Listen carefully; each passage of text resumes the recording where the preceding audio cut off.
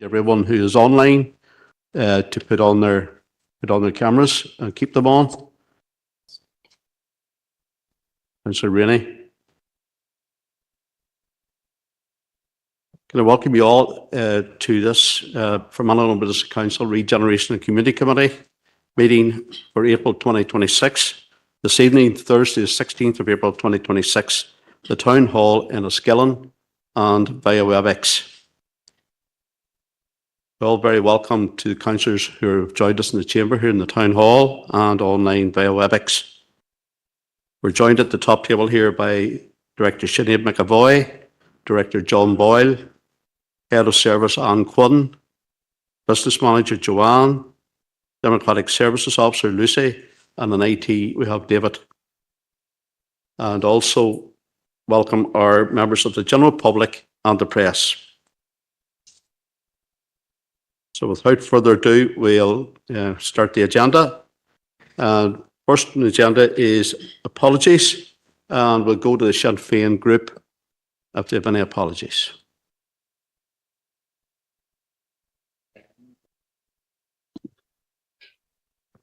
Okay, getting an indication, no apologies from Sinn Féin group. Okay, the Ulster Unionist Party, and they're all present because Councillor Barton's in the chamber, Councillor Warrington and Councillor Alan Rainey are online via WebEx. The Democratic Unionist Party, I'm in the chair, and with Councillor Mark Buchanan online via WebEx. The SDLP are here in person in the person of Adam Gannon, Councillor Adam Gannon, and Councillor Stephen Donnelly is here for the Alliance Party. Okay, we have a couple of indications coming on here now online via WebEx, and we have Councillor Victor Warrington. Victor.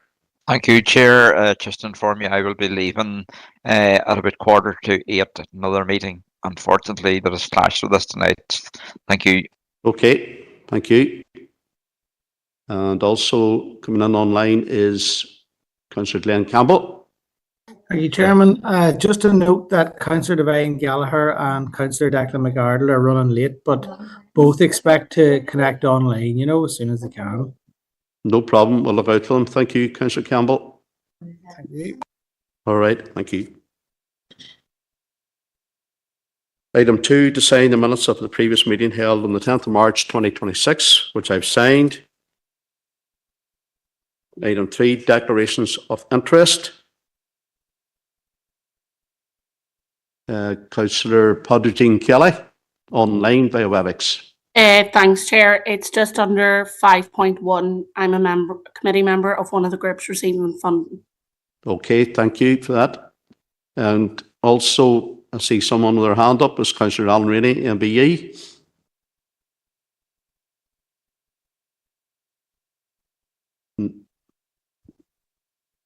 I'm okay, Chairman. Thank you. You're okay, right? All right. Okay, and we also have a couple in the chamber now. It's Councillor Adam Gannon.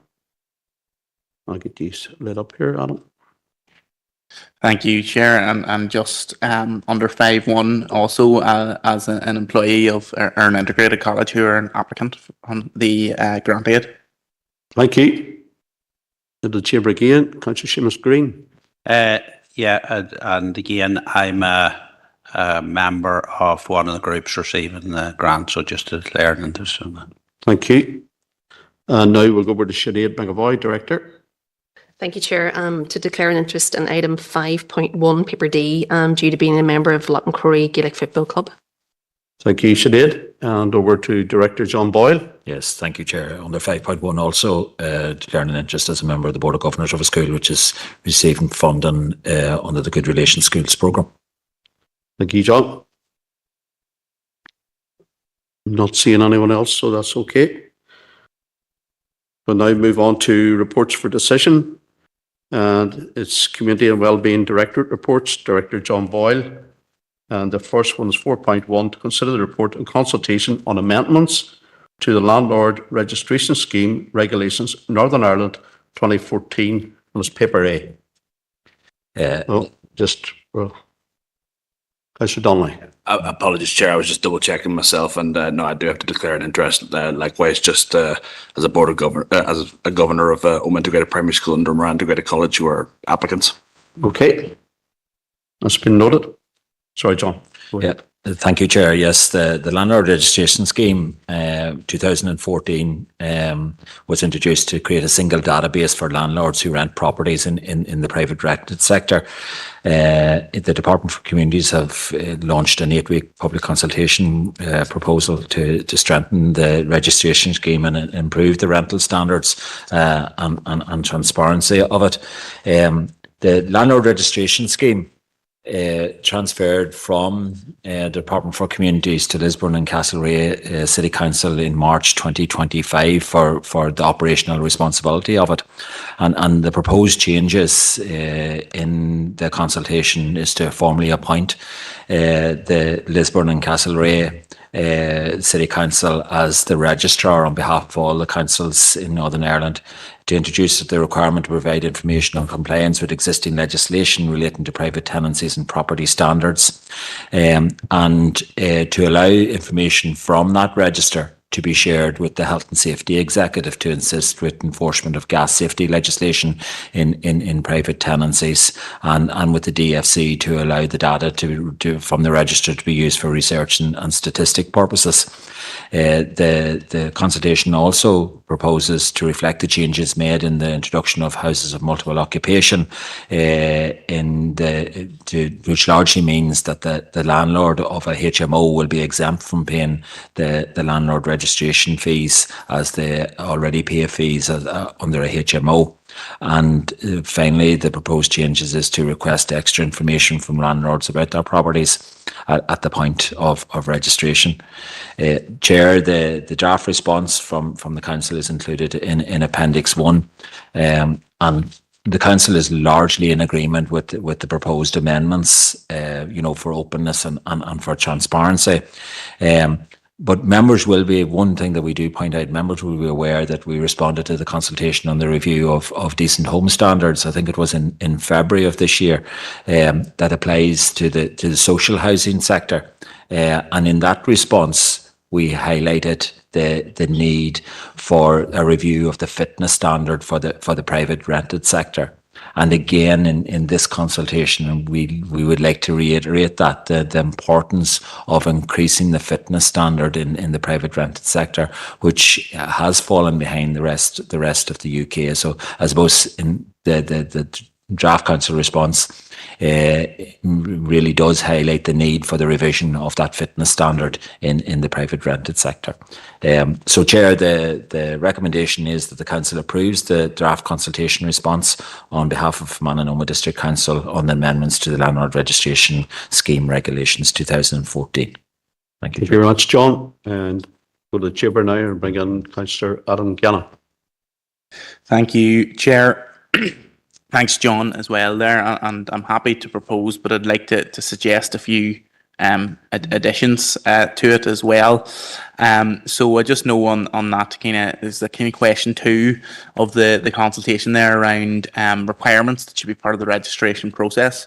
I think as well as obviously fitness for human habitation, obviously we're looking for better houses, and obviously DFC have a range of definitions for rental accommodation, including a reasonable modern facilities and services, reasonable degree of thermal comfort, reasonable state of repair as well. Perhaps it would be worth putting those in now. I know maybe that first one around the modern facilities is a 20-year-old kitchen, so in theory, if they were to be registered, they might have to, but there's many a 20-year-old kitchen that's possibly quite fine to use, but some kind of balance there that could also be expected of them, of landlords to have good facilities in the rental sector, because sometimes you see some dreadful properties go up and people be stuck because they've nowhere else to go.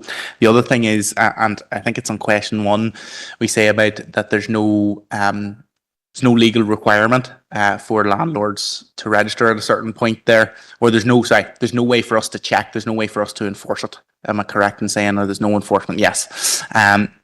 could we say perhaps more strongly that there should be a way to enforce this that doesn't necessarily involve a tenant reporting it? Because I know many people who wouldn't want to do something like that for risk of upsetting their landlord and all the consequences that could come with that shouldn't come with that, but sometimes could do. That would allow council to actually inspect potentially properties randomly, or some other suitable way of inspection as well. And obviously there's the point around they're not required to prove legally some of these things to rent, I believe. And that it might be in it, but if it's not, just to say that would they have to prove legally that it does meet the requirements? Legally, they have to register and have to prove that it meets the requirements in some way. They have to actually provide proof. Now, whether that system can be worked out as photos or inspections or whatever, we'll leave that up to the department to decide that. But that would be just a couple of suggestions there, Chair. Okay, thank you, Councillor Gannon. We'll bring Director Boyle in here again. Yeah, Chair, those can certainly be put in. A lot of what Councillor Gannon is talking about is actually in what we would be recommending in the fitness standard. Now, there's absolutely no issue in putting them in here also. I suppose it reinforces what we are talking about when we talk about an increase in the fitness standard, but certainly those would be the sort of things that we would want to be enhancing in the fitness standard, whilst it's not directly related to the landlord registration scheme itself. But we can, because we're referring to the fitness standard, we can add those items in as part of the response. Okay. No other speakers. Can we have a seconder for Councillor Gannon's proposal or his additions to the original recommendation? Happy to second that, Chair. That's Councillor Rennie, Councillor Rennie MBE seconding. We all agreed with the additions to the recommendation. Okay, thank you.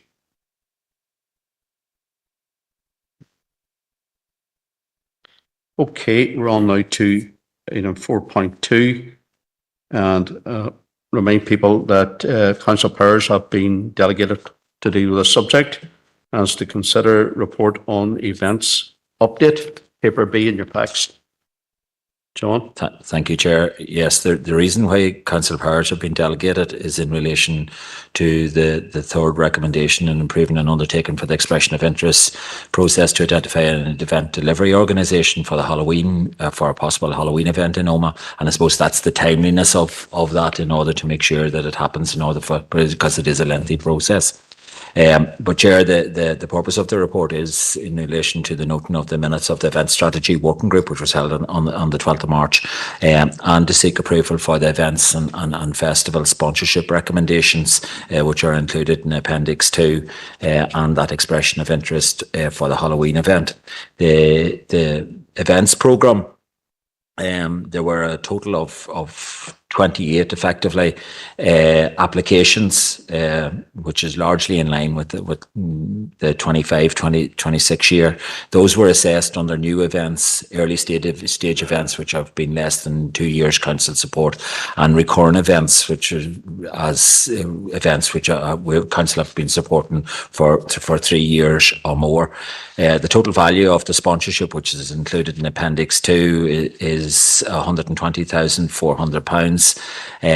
And members at the event strategy working group, they discussed the importance of promotion of these events on the ground. Some of them are large scale events, some of them are community events, and it's good to have that range, I suppose, throughout our district. At the event strategy working group, in the previous month, which the minutes were presented at committee, we talk about signature events in our district, and we are undertaking a process at this point in time in order to look at signature events that will drive tourism, and large scale events that could be, especially in the shoulder seasons of our tourism season, that people will come to our district and take part in.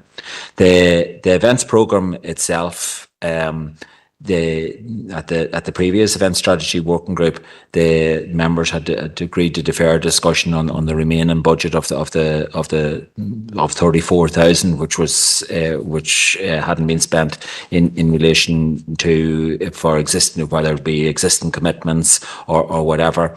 Members at the meeting in March were advised of a community organisation who had expressed an interest in delivering a Halloween event in Omagh and a fireworks event. Now, I know this has been an item of discussion here in the Chamber for the last number of years.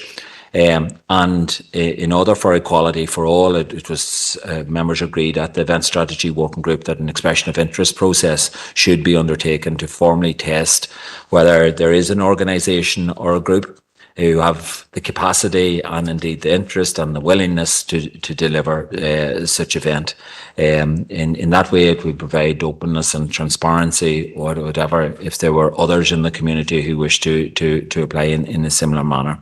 The maximum planning provision for that event was set at £25,000 for a potential Halloween event in Omagh. There was also a discussion on inward sponsorship, and officers provided an update on the value of inward sponsorship.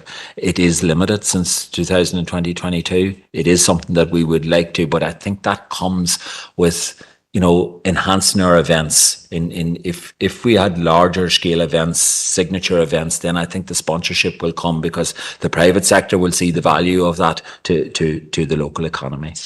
So therefore, Chair, it's recommended that the Council notes the minutes of the Event Strategy Working Group, which is included in Appendix 1 of the report, approves the events and festival sponsorship recommendations for the 26-27 year as laid out in Appendix 2, and approves the undertaking of an expression of interest process to identify an event delivery organisation for the delivery of a Halloween event in Omagh with maximum planning budget of £25,000 for the 26-27 financial year. Okay, thank you very much, John. First of all, going to the Chamber, Councillor Stephen Donnelly.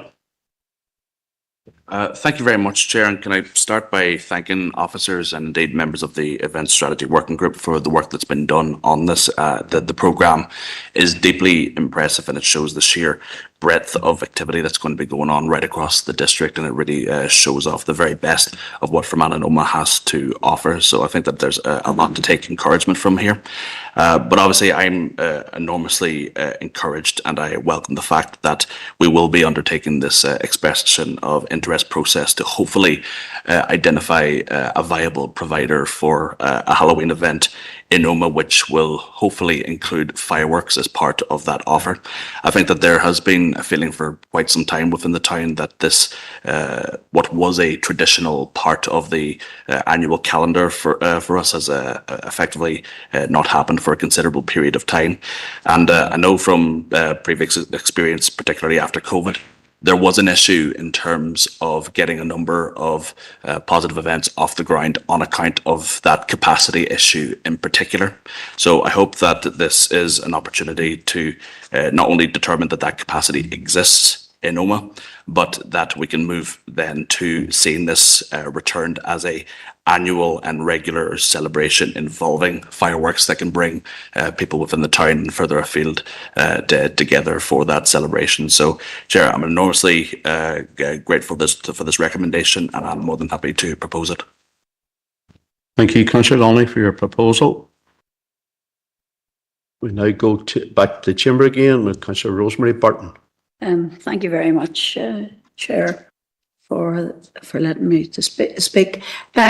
Just to say, yeah, I'm very pleased with the wide number of activities that have been included in sponsorship.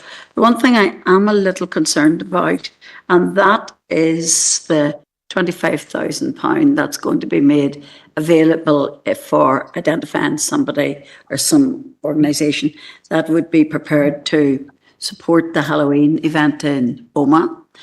There's nothing in relation to supporting the Halloween event in Enniskillen and to the same amount of money.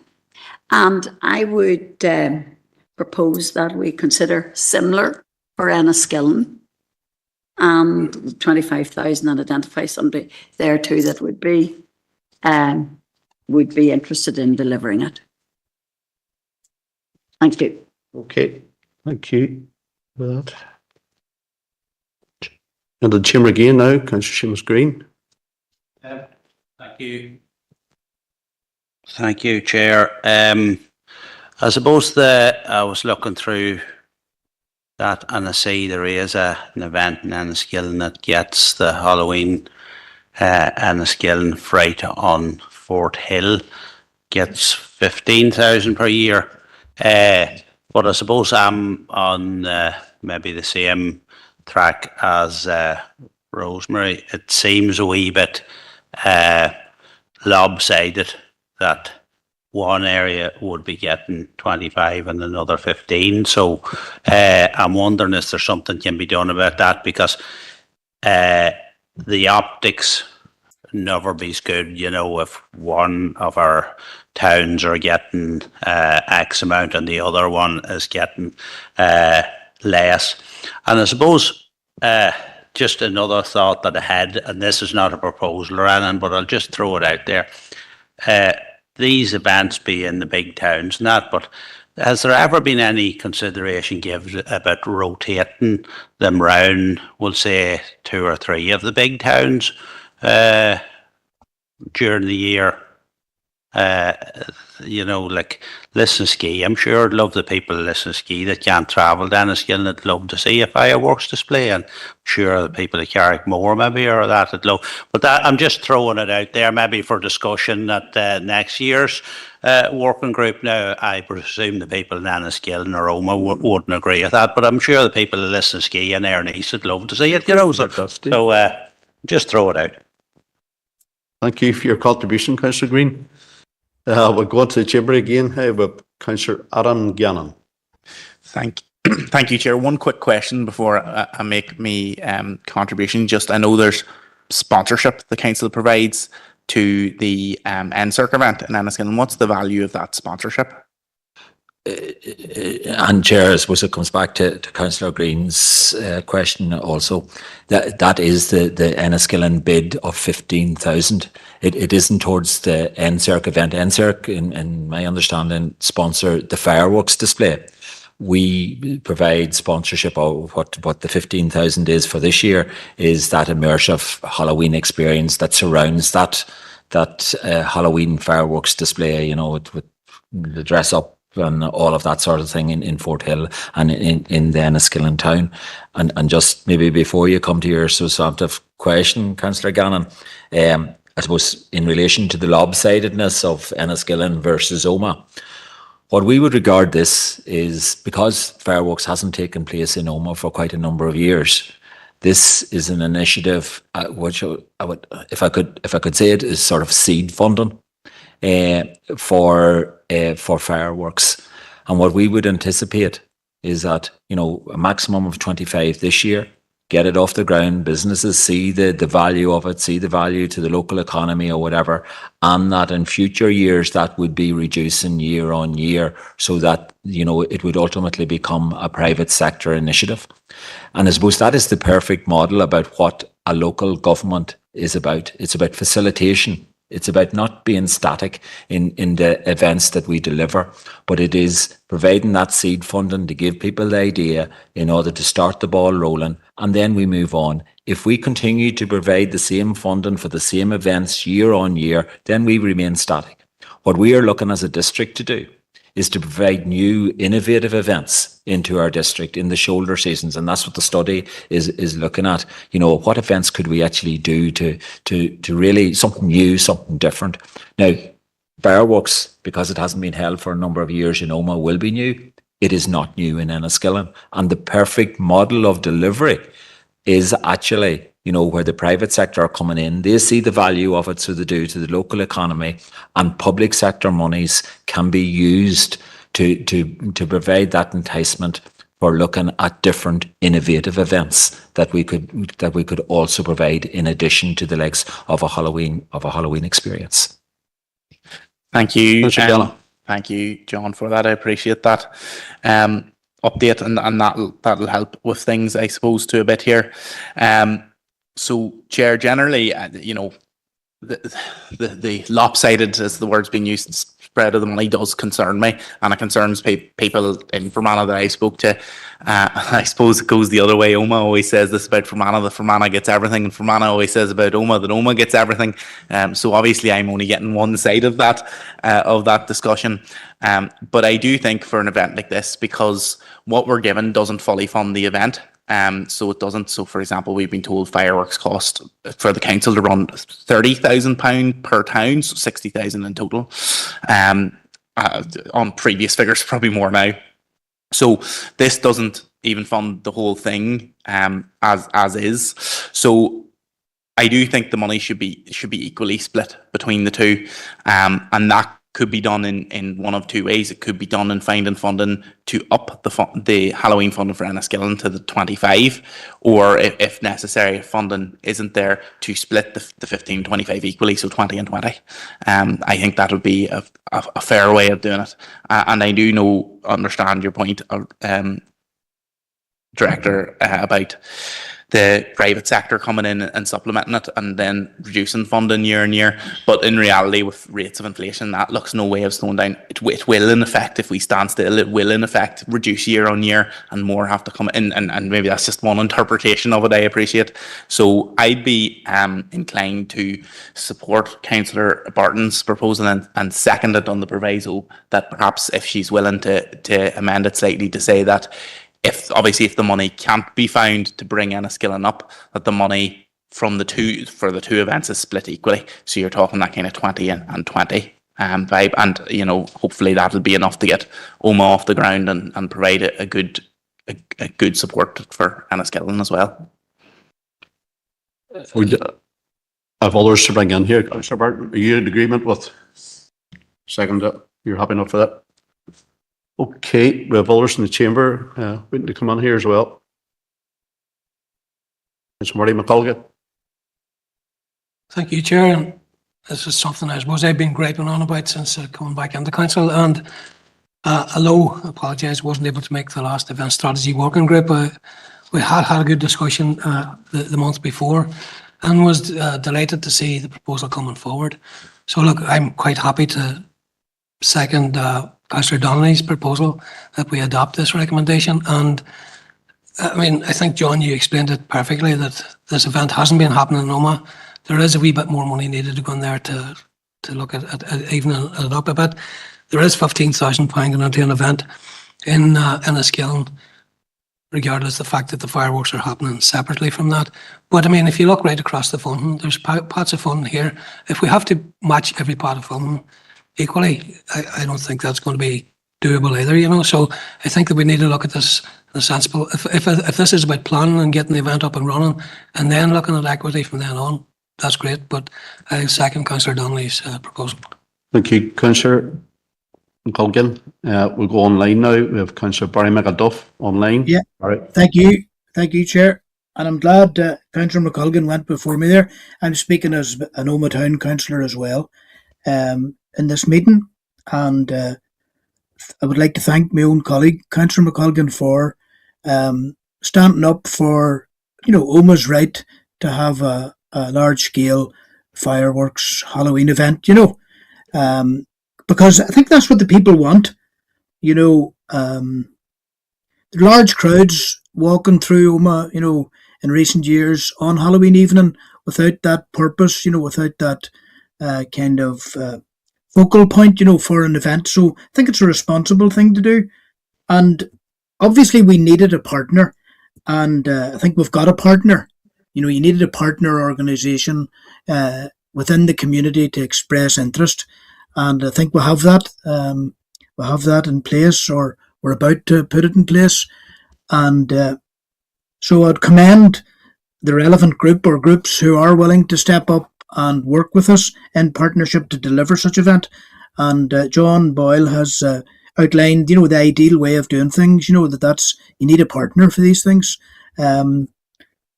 So I'll just say then that in OMA that we have a very good Christmas light switch on event, as we do in Enniskillen. We have a very good St. Patrick's Day parade in OMA, as we do in Enniskillen. Maybe different approaches and different models there. And it'll be great to have that Halloween event in OMA with fireworks as requested, as demanded by people. And thankfully the Enniskillen model has been working, and whatever needs to be done to achieve, equality over a period, well then that should be done. But I think it should be recognised that Oma needs that restart kick. It needs that seed funding that was referred to. Thank you, Chair. Thank you, Councillor McAduff. Continuing online, we have another 2 councillors online. Councillor Victor Warrington. Thank you, Chair, for letting me in on this. Well, obviously, this is something I spoke about regularly in committee about the funding and the lack of funding from our own council. Like, this is an event over the years, as everybody knows, brings huge volumes of people into Enniskillen. I think it is, we've got a wee bit complacent at the moment, the fact that we are very dependent on the sponsors that we have in Fermanagh in the shape of NSERC and whatever. We're very dependent on them, and by absolutely giving them, the council giving them no financial help towards the fireworks. The problem I would see is, first of all, there was 15,000 mentioned there for the event in Fort Hill Park. Can I just get clarification? Does it come from, where does it come from? Is it council or is it bid? Okay, I'll bring Director Boyle in there, Councillor Warrington. Yeah, Chair, that is money which Enniskillen bid have applied for through the sponsorship programme. So they have applied for 15,000 for a large-scale immersive Halloween experience across Fort Hill and Enniskillen Town Centre for 1 full week, featuring self-guided trail of themed sculptures, ghost figures, utilising a vacant town centre unit for a spooky window display, and all of the storytelling, all of those sorts. So it's the animation, effectively, of Halloween. And that, along with the private sector investment from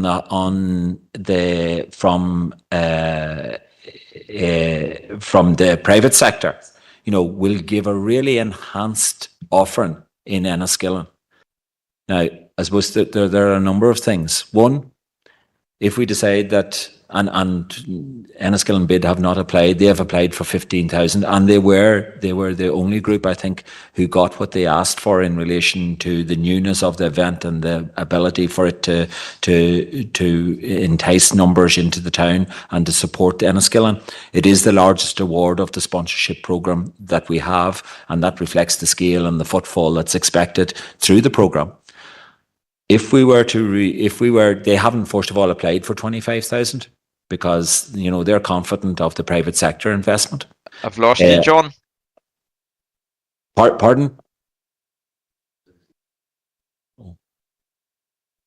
I'd lost you there. Is everything okay, David? Councillor Warren? Yeah, you're back. Back, okay. So it is an indication to enhance the private sector investment, that 15,000. I suppose a couple of points, if we were to even it out between the 15,000, which 25 or 20 hasn't been asked for Enniskillen bid, 15,000 has been asked for, and they have been suggested that it is awarded to them. If we were to even that out of 20,000 each, I would be doubtful whether an effective Halloween display could be actually provided in either town for 20,000. Our cost certainly would show that it couldn't be. It will take at least 25,000, so it will, and probably, as Councillor Gannon says, a little bit more in order to provide the actual experience of. So I think we would be doing a disservice to both towns if we were to go down that road, and the money just isn't there for that. Like I say, the initiative is seed funding. It is about looking at things, to get private sector investment and to show the value of that. And our funding, we are not here to provide, it's not in legislation or anything where we provide events or Halloween, but we have a responsibility for economic development and for the well-being factor or whatever.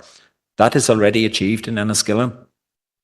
And what we're trying to do is provide that seeding or the possibility of that seeding into Oma in order for them to experience the same thing, and for the private sector ultimately throughout the next number of years to increase their foothold on that. Okay, Councillor Warrington.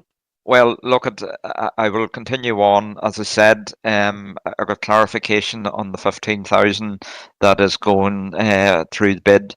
I certainly would still be of a mind to say that we need to be we shouldn't be as dependent as we are to totally expect the private companies in Fermanagh to pay for the Enniskillen fireworks events. It's something that brings huge amount of people into the town for the businesses, who is obviously ratepayers as well. I think certainly we need to go back and look at what we contribute from this council towards the event in Enniskillen as well, whether it's 15,000, whether it's I don't want to cut OMA's funding, because as has been already said, OMA has been without fireworks for a number of years now. But I think we should be standing up to the plate and as was stated the other night by my colleague, Councillor Evans, we are in a situation of he uses the term underspend. I know that doesn't really sort of is something that officers don't like, but there is money there to certainly to give equal amounts to. You're shaking your head, John, but I don't agree with you. There's equal money there to be able to step up and give some funding and not be dependent on the solely on the full funding sponsorship that comes from NSERC. Okay, Councillor Warrington. I've cast my mind back to about July last year, and you were beaming right across there for Roma at that time and into September as well. So, and I am again. I'm saying I don't want to see Roma losing any money. Okay, well, your point's noted there. We'll move on now to, again, online, Councillor Alan Rainey, MBE. Well, thank you, Chair. And I haven't always been an advocate for fireworks, but it certainly has been lobbied for and lobbied hard for. And at our committee meeting, this has been really thrashed out, and I have voted for it this time to see the proof of it, and I want to support the proposal and secondary that has already gone through, that we do give it the benefit of the doubt this time. Thank you.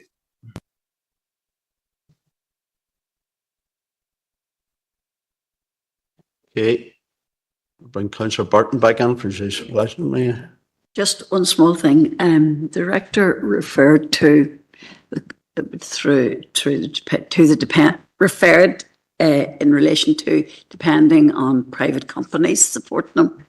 The climate we're in at the moment, this support from private clients and companies may not be on offer much longer, because when you listen to what goes on in the Assembly today and people getting support with regard to the various price increases and businesses maybe starting to feel the pinch, I think we've got to be very careful of totally dependent on companies. And I do think the council have to come in and show leadership and also sponsorship.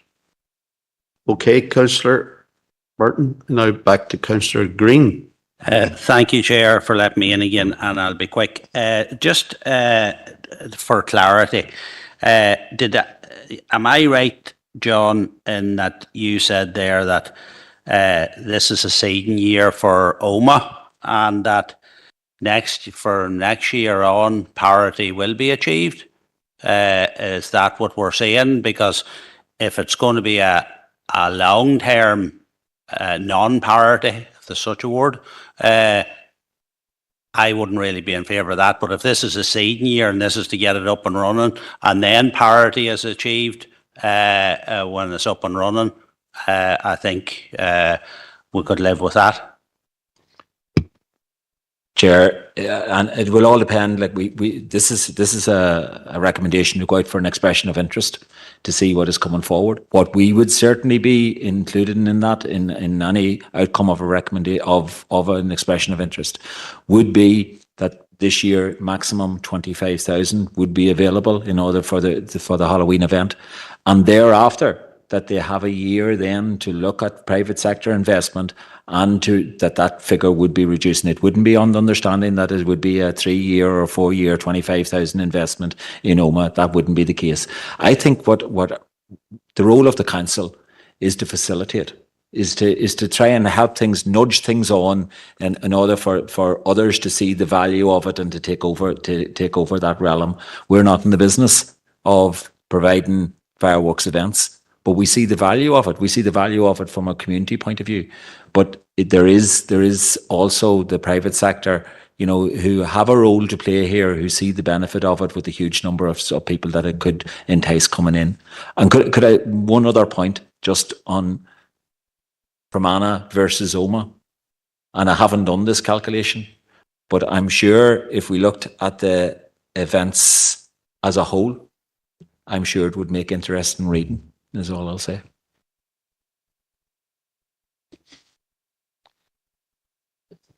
Okay, we're going to go to Councillor Anne-Marie Donnelly on this occasion, and we'll go back to Councillor Gallen. You'll be the last speaker, Councillor Gallen. Thank you, Chair. There's been a lot of debate on this issue, and I'm sure across the chamber we don't want to be seen to be dividing on this issue. I think it's important to remember that from an Oma town perspective, there has been zero investment in Halloween events for a number of years. So, taking on board my Seamus's point before, this is a one-time only offer, really, for an expression of interest to come in. There's nothing to say that even 25,000 will be awarded to a group that comes forward who can host the event. But, bearing in mind we're talking 10,000 of a difference, there's a lot more has been spent in Fermanagh over the last number of years, and who have benefited from having a bid event. We're hosting a Halloween event. So I think we're only looking at 10,000 here for Oma to get them up and running. But bearing in mind there's been zero investment over the number of years. So I think it is a small price to pay. And I would like to think that everybody would come on board and vote together for the good of the entire district on this one. Thank you, Councillor Anne-Marie Donnelly. I suppose that what you've outlined there is my understanding of what's going to happen, or what's proposed to happen. So, last speaker on this is Councillor Adam Gannon.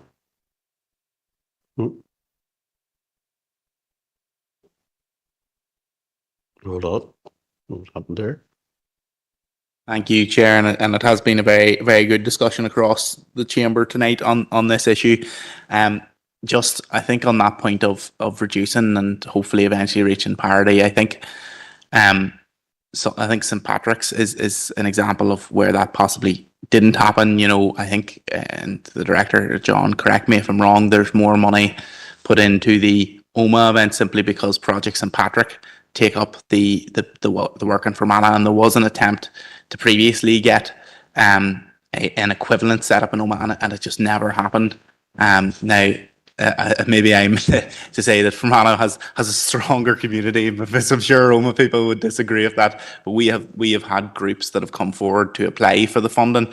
It's not like the council has went out and said, like, an Oma group could have easily applied for the same that BID has applied for here, and that's not a slight on Oma in that regard. It's just a statement of fact that it's not like we actively sought for that. They came to us to seek the funding, and I think that's why I would say I don't think this idea of once we invest it and let's say it does get going, if the organisers came back and said, right, if we equalised it or brought it down over the years, we wouldn't be able to run it. We'd be in this situation where, a bit like St. Patrick's, where there is an inequity, and it really does cause a lot of annoyance in Fermanagh. I know that one. I've heard a lot of annoyance about that the funding isn't split equally, and how it is up to the volunteers to do the work. Now, the council does support, and the council does a good job supporting, but I think I don't want to see us go into another situation like that. Now, perhaps maybe the way to word the proposal would be that looking at the funding to bring Enniskillen up with 10,000 of some sort of sponsorship or something towards a Halloween event, whether it be fireworks or something, rather than that equity point of dividing it absolutely equally so that Oma still gets its 25, but we do everything within our power to provide that same funding to Enniskillen, whether that's negotiating with bid, going and offering to give a fairly hefty sponsorship to something like fireworks as an alternative to ensure that Oma gets that funding, but that we don't have that inequality, or we do our absolute best to prevent that from happening, and that if there is money there, as been suggested, that's what it goes towards. So if Councillor Barton's happy with to suggest that, so the 25,000 for Oma, but the council will commit to getting 10,000 extra and go into bid. Now maybe bid turn around and say we don't want it, and then that's fair enough, we've done what we can, or providing sponsorship. But I'm just going to suggest that, and Councillor Barton nodded there, so just to amend that proposal to that, so Oma for the 25,000 rather than equal split there. So okay, bring in Councillor Anne-Marie Donnelly in for a second time, because everyone else has spoken on 2 occasions, and this will bring this to a conclusion. Chair, I just wanted to ask the question because I know John had said that BID had asked for 15,000 and they're the only group that have got what they asked for. We're not really I haven't been in here in the chamber where any group have received more than they asked for in this position. And I think it'd be a wrong precedent to set. I'm wondering, can we do that even? Is it even possible? Well, yeah, Chair, it has never, in my experience, it has never been done before. Like, we would normally give, or would normally assess what the applications are in relation to it.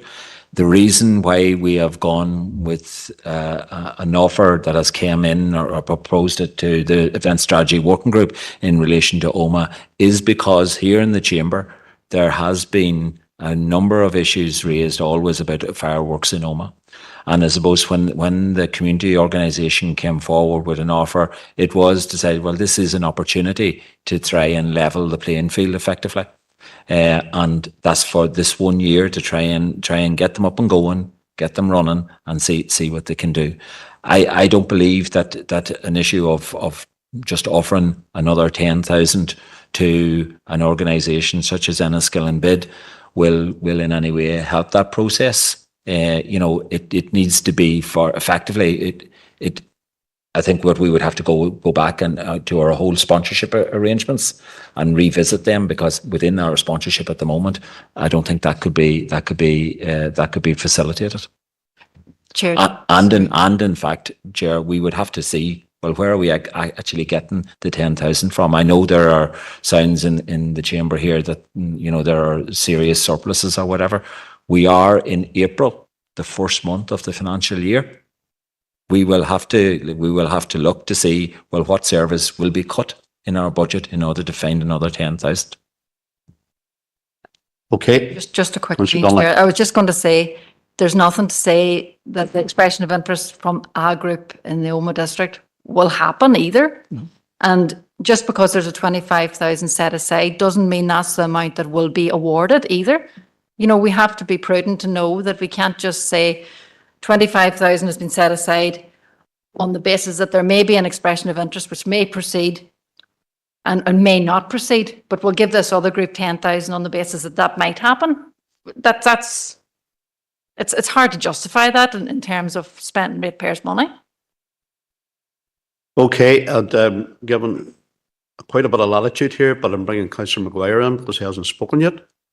Clearly, a good reason why I haven't spoken. I need to declare an interest as a director of BID, and given that I was content to sit here as the report was indicated, but the conversation has obviously gone way beyond that, so I declare the interest as a director of BID. Thank you. That's agreed. Just for a matter of clarity, and thanks, Chair, for letting me in again. Was 15,000 the maximum you could bid, or was there a maximum you could bid?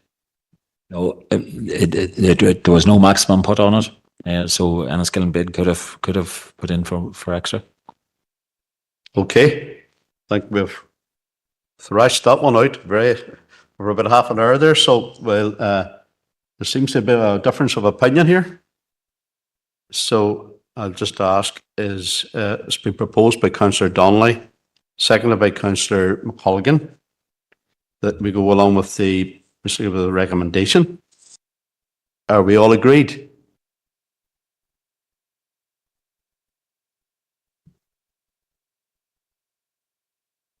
Not seeing any dissent. Agreed, Chair, and move on. Okay, thank you, Councillor Rainey, for that. All right. So if everyone's agreed with that, this is, bear in mind, this is seen as a seeding grant and for 1 year to see how that builds up. So thank you all for your contributions to that. Very important subject, and the council powers were given to it for that reason as well. To get it across the line, whatever way. So thank you.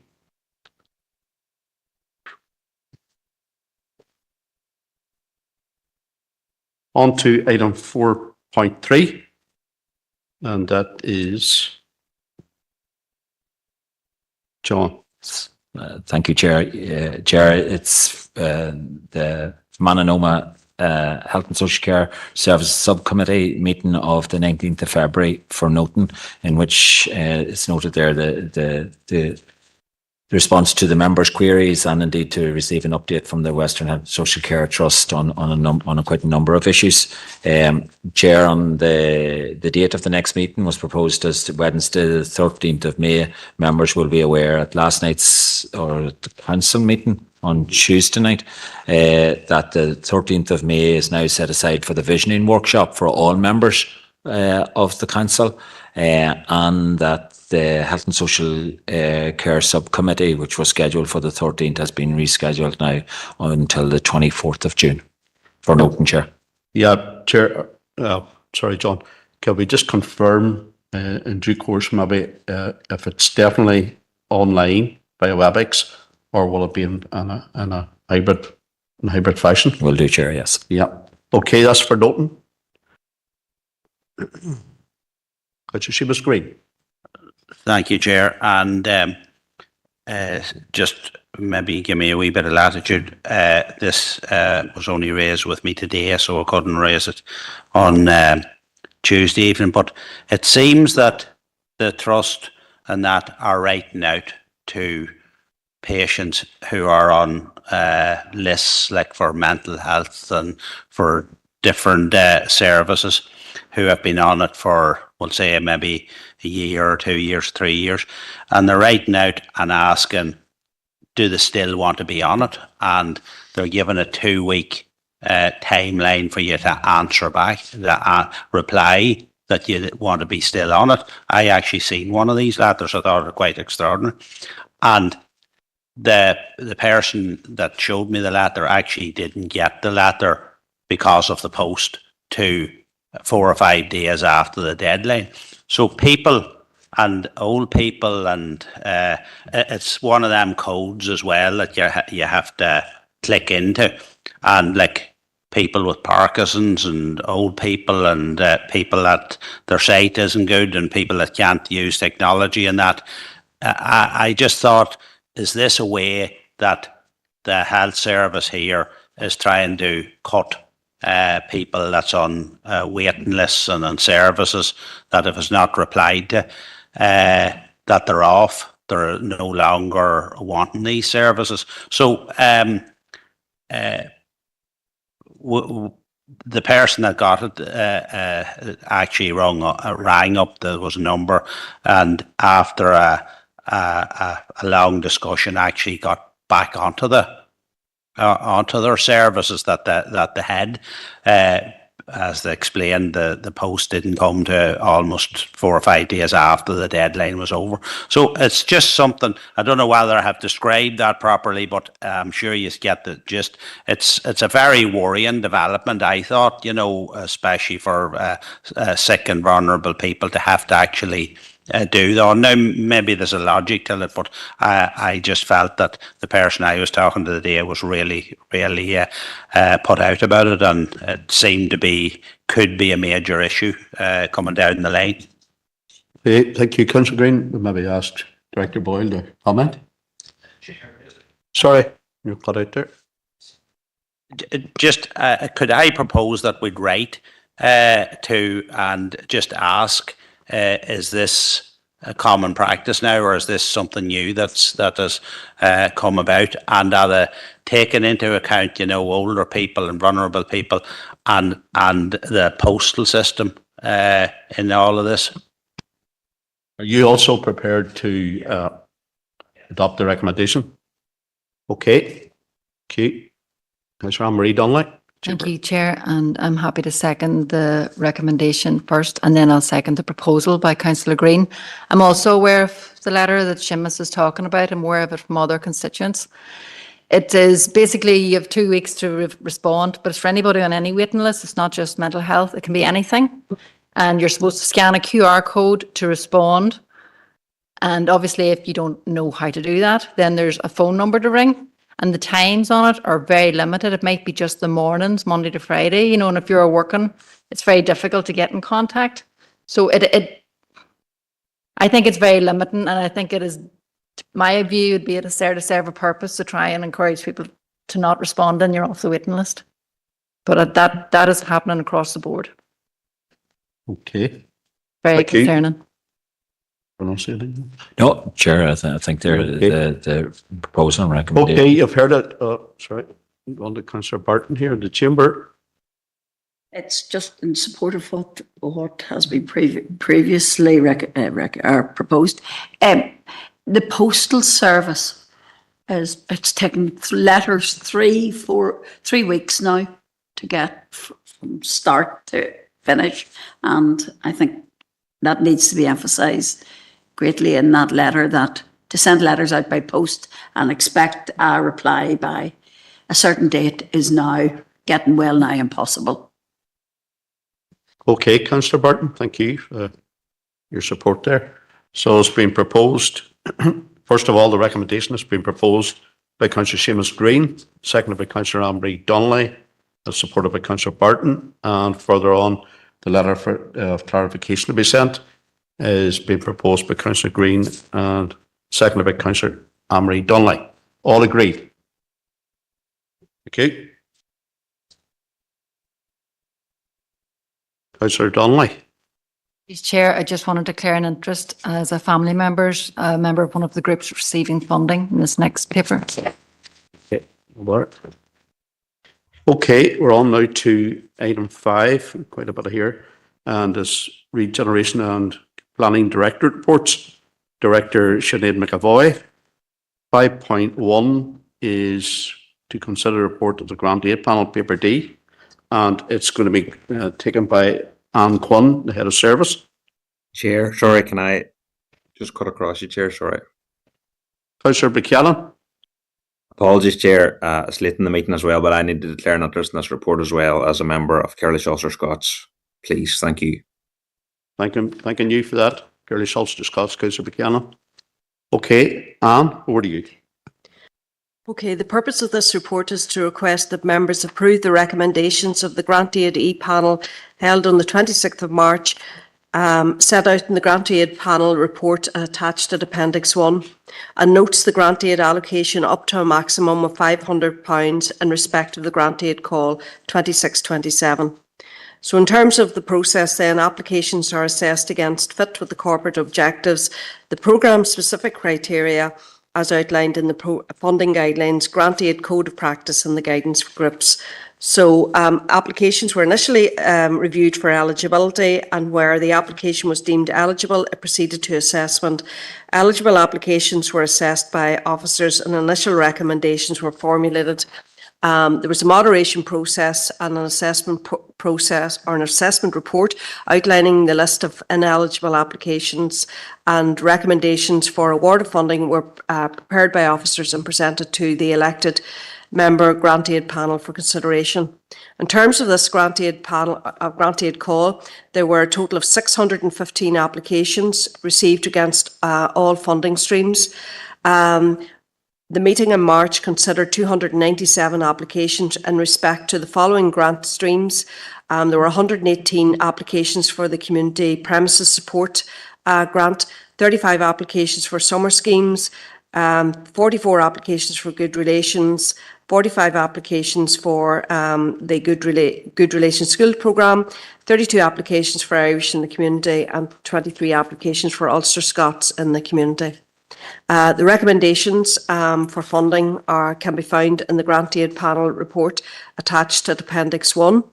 And just for your information, the remaining grant aid streams in respect of the other 318 applications will be assessed and recommendations will be presented to a future grant aid panel. And an appeals panel has been established for any applicant wishing to appeal a decision. So the recommendation is that the Council approves the recommendation of the Grant Aid E-Panel held on the 26th of March in respect of the Grant Aid Panel report attached at Appendix 1, and notes the Grant Aid applications up to a maximum of £500 as outlined in the Grant Aid Panel attached at Appendix 1. And you'll also note in Appendix 2 the minutes of the meeting of the Grant Aid Panel. They're attached there in Appendix 2 as well for your information. Okay, thank you very much, Anne, for taking us through that one. Quite a bit of work there too. Into the chamber now, we have Councillor Seamus Green. Thank you. I have declared an interest in this, so these are just two questions for clarity. I won't be voting on this. But my first question is, almost everybody in the chamber and I think online has declared an interest. At what stage is there a quorum in the chamber to actually make a decision on this? And my second one is just on the awards. I see that some of them 375 and 612 and 1024. How does that be gauged that one group gets 300 and something and another one gets 1,000? And just a general query on that. Okay, thank you for that, Councillor Green. Well, I assume part of that is the amount of money that they actually applied for. So, some of them, it depends.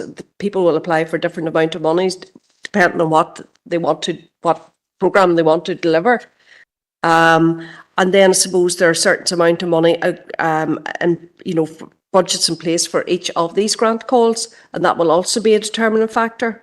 And then I suppose it's how the assessment of their actual application as well. So, hold on, Councillor Green. Yeah, it's the community premises support one. You would imagine that every community premises probably would be applying for the same support.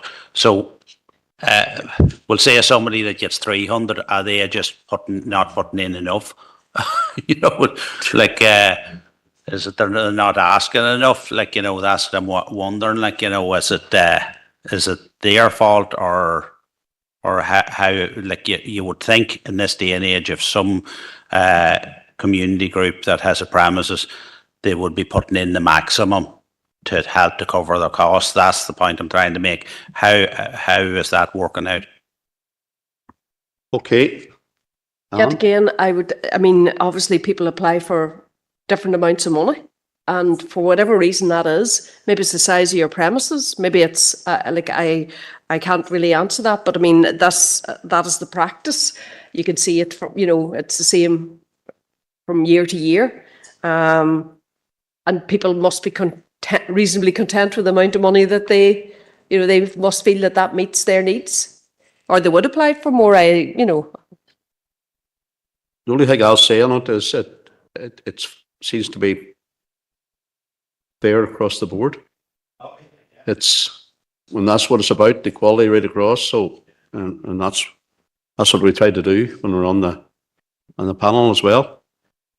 Councillor Anne-Marie Donnelly in the chamber. Thanks, Chair. I was just coming in on the point that Councillor Green had said, with so many of us declaring an interest. I think last year we split this out and how we proposed and seconded. We might have taken it down into the different groups, whether it's premises support or the community groups, because not everybody's going to be involved in each of those different bands. So it could be a case of, if we don't have enough people to propose and second the whole paper, maybe to split out the proposals and do it that way.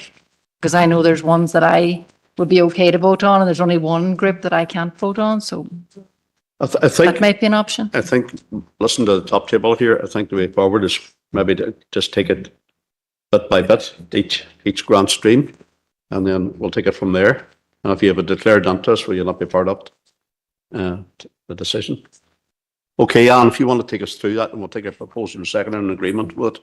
Okay, so the first grant is the community premises support. And there were 118 applications and all applications were funded. So. Okay. Can we have a proposal seconder for the adoption? Proposed by Councillor Adam Gannon. Councillor Donnelly's Yeah, happy to second. happy to second. Councillor Anne-Marie Donnelly, sorry I didn't catch you there. And agreed there. Okay, Anne, carry on. Next one. So the second one is summer schemes, and 34 out of the 35 applications were funded. So. Okay, summer schemes. We're a proposal and seconder. Councillor Tommy Maguire in the chamber, second by Councillor Rosemary Burton in the chamber. And agreed. Okay, Anne. The next one then is good relations, and 29 out of the 44 applications were funded. Okay, good relations. Can we have a proposer, Councillor Stephen Donnelly in the chamber, seconded by Councillor Tommy Maguire in the chamber. And Councillor Glenn Campbell online. Yes, Chairman. Well, I was in two minds, but given that everyone else was declared, I declare an interest in good relations and Irish in the community, as my wife works for one of the schools, St. Ronan's Recarson. You know, I didn't think I needed to, but just for completeness, maybe that's appropriate. No bother. That's noted. Thank you. So it's being proposed and seconded, and those who can agree have agreed it. Okay, next up.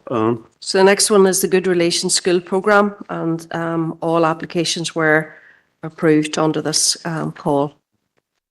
Okay, proposed by Councillor Anne-Marie Donnelly in the chamber, seconded by Councillor Rosemary Burton in the chamber, and agreed. Okay.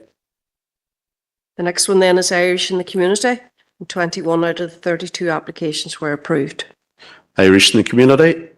Proposal sector for the adoption, Councillor Adam Gannon, seconded by Councillor Anne-Marie Donnelly, and agreed. When you get your breath. Final one then is Ulster Scots. Okay, Ulster Scots. The proposal seconder, please, for the Ulster Scots. Proposed Councillor Tommy Maguire.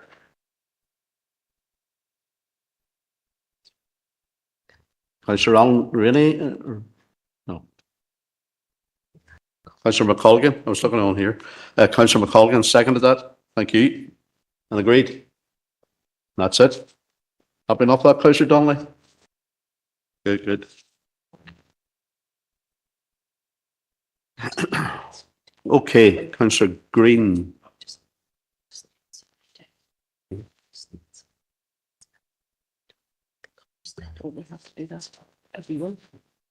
Okay, there was just a second part of the recommendation there. Have we agreed with it? I think we're all agreed. Okay, no bother. Okay, we're on to item 5.2. And that's the review of mineral licensing, call for evidence. And it's back to Sinead now. Thank you, Chair. So members, the purpose of this report is to provide an overview of the Department for Economy call for evidence, which will inform a new minerals licensing policy. And the call for evidence really is a milestone, I suppose, in the review of mineral licensing, and provides an opportunity then for the public and stakeholders really to shape a new licensing policy. The call for evidence commenced on the 27th of February and it will close on the 22nd of May. And the information associated with that is attached to Appendix 2 to the paper. And then a draft response is attached then Appendix 1 to the paper. So by way of some background, members, I suppose at the outset of the review, the department commissioned Minviro Limited to research the economic, societal and environmental impacts of mineral exploration. and mining in Northern Ireland, and their findings then highlighted a range of potential economic benefits alongside environmental and social risks. And from this then, the department identified 3 priority themes. So stakeholder engagement, prospectivity, research and securing supply considerations, and updating the regulatory framework for mining licensing. So DFE advised work is underway then to address these areas, and they seek further input. So as the review anticipates changes to the legislation governing mineral licensing, the department then is required under the environmental assessment of plans and programs regulations to carry out a strategic environmental assessment and a habitat regulation assessment. And it's in September 25, Tetra Tech RPS was awarded the contract to complete those 2 assessments, and they will then help inform any future policy. Just to note then, members, in the report of paragraph 2.5, we've set out what the Council's local development plan strategy, I suppose, really encapsulates in terms of the plan and policy relevant to this. And the plan recognises that the minerals industry makes an essential contribution to the economy and to our quality of life. That minerals are important natural resources which are vital for the construction, manufacturing, and energy industries. And that an adequate and steady supply is essential to support sustainable economic growth. Plan strategy also states that whilst the benefits of minerals to the economy are recognised, the extraction of minerals can't affect communities and the environment. And the plan goes on to explain the Council's approach is to promote sustainable development of minerals resources in a way that protects the environment and communities, and at the same time supports sustainable economic growth. So then on through the report, members, within the call for evidence document, DFE explains background information in terms of global priority shift towards low carbon renewable technologies, and the demand for certain minerals that has increased significantly, and has set out then the shift, and that has led to the designation of some minerals as critical raw materials, and that's summarised within the report. Further on into the report then, paragraph 2.8, just to note that DFE acknowledges that the development of mineral resources must be guided by sustainability, fairness and community benefit, ensuring activity is ethical, environmentally responsible and delivers tangible value to local communities. There's also a commitment from DFE as part of the call for evidence to a just transition, one that supports workers, empowers communities and ensures economic opportunity does not come at the expense of environmental integrity. And to note, the Council has called for some time on DFE to review the mineral licensing process, and as this is governed by outdated legislation, which in the opinion of the Council operates with a presumption in favour rather than fully assessing the implications of such applications. So I suppose in terms of the draft response that's attached, the draft response therefore welcomes the review and supports the broad commitment to empower communities and ensures that economic opportunity doesn't come at the expense of environmental integrity. And the call for evidence document is structured around a number of overarching themes and key questions, and that really then is what has, I suppose, focused the consultation response, and it is attached to Appendix 1. So members, the recommendation is that the Council endorses the draft response as outlined at Appendix 1. Okay, thank you very much, Sinead. We're going to the Chamber first of all, and Councillor Stephen Donnelly. Thank you very much, Chair, and thanks, Sinead, for the report. I'm more than happy to propose the recommendations.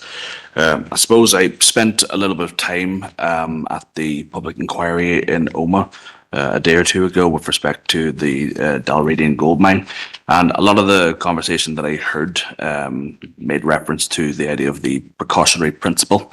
And I think that that is something that is important, and I'm glad to see the emphasis within this document on pushing it back against the presumption in favour that far too often has characterised the approaches that we've seen from DFE and other elements of government.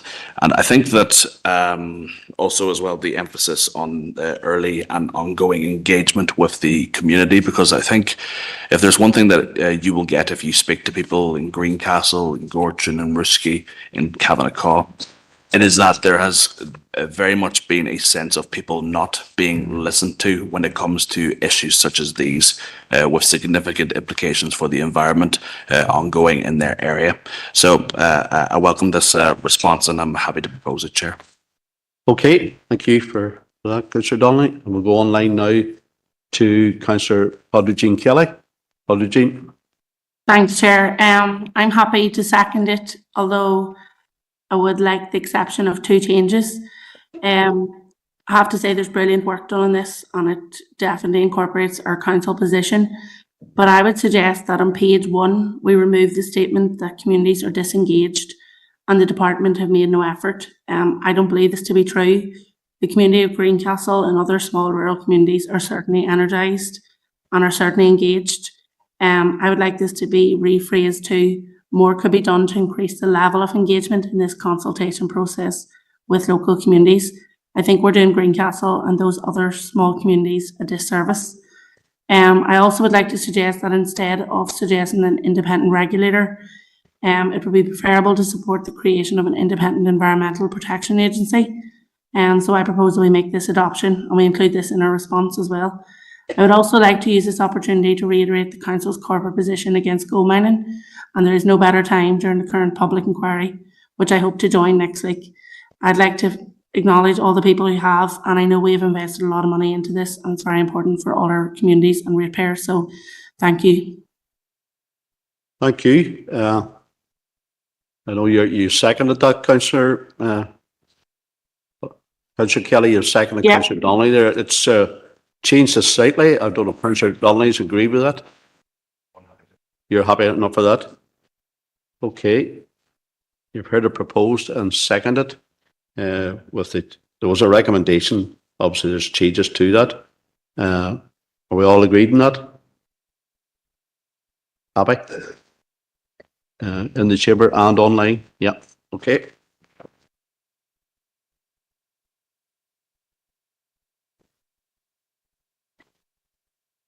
Thank you. Okay, item 5.3, and is to consider a draft response to the Northern Ireland Housing Executive review of new build support programme, paper F. Sinead. Thank you, Chair. So the purpose of the report is to provide members with an overview of the review of the new build grant support being undertaken by the Northern Ireland Housing Executive. So the Housing Executive wrote to the Council back in March, and their correspondence is attached to Appendix 2 in relation to review, and that follows on from the announcement by the Minister back in October that separate reviews of grant support and design standards would be undertaken.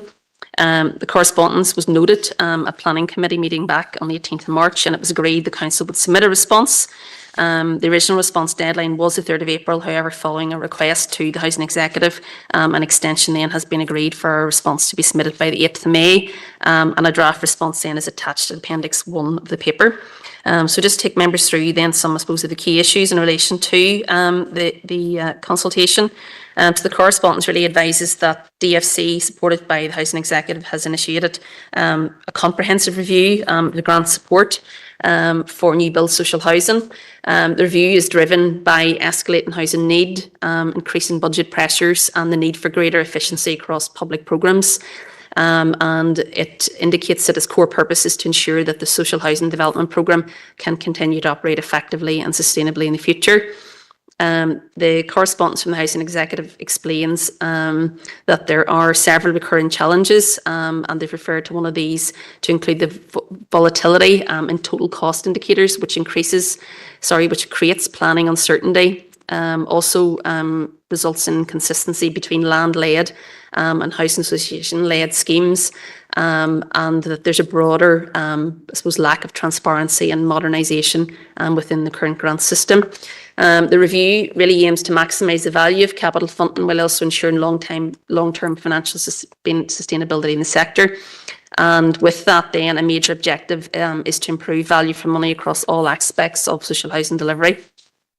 But at the same time then, the review seeks to ensure consistency with the housing supply strategy, particularly in promoting more stable and predictable funding environment.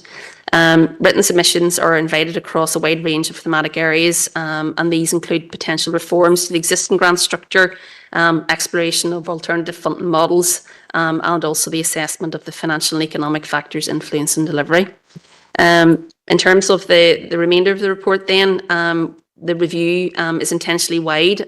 We are advised in the correspondence in scope to ensure that all relevant financial and policy levers can be reconsidered. And we're also to note that the review is expected to conclude in early autumn with a final set of recommendations then to be submitted to the Minister by September 2026. So overall, in the response attached at Appendix 1, the draft response really explains that while Fermanagh District Council supports the review, it's really important then that the review does not result in reduced delivery or affordable housing in the district, particularly in more rural areas. So, Chair, the recommendation then of the report is that it's recommended the Council endorses the draft response as attached at Appendix 1. Thank you very much, Sinead. Can I just remind Councillor Roisin Devine Gallagher to put her camera on, please? I'll leave that in your hands, Councillor Gallagher. Okay, you've heard Sinead. You've heard the report. Have we a proposer and seconder for the adoption? Councillor Anne-Marie Dudley proposing, seconded by Councillor Adam Gannon, and agreed. Thank you. Okay, we're on to item 5.4, and that is to consider the report on Digital Transformation Flexible Fund, paper G. Sinead. Thank you, Chair. So the purpose of this report then, members, is to provide an update on the Digital Transformation Flexible Fund grant, and also then to seek approval for a contingency sum of up to £4,625 toward revenue costs should the delivery of the programme then extend beyond March 2027. So by way of some background, the Digital Transformation Flexible Fund commenced back in 2023. The total value of the fund is 7.5 million, and all 11 councils have been involved in the delivery of the programme. The fund is a key project within the City and Growth Deals digital ecosystem, and the fund itself then is managed and administrated by Newry-Mourne Down Council on behalf of all 11 councils. It really has been designed, I suppose, to stimulate digital transformation and innovation in small and micro businesses. And the programme offers a subventive rate of 70% for grants between 5,000 and 20,000 to eligible businesses.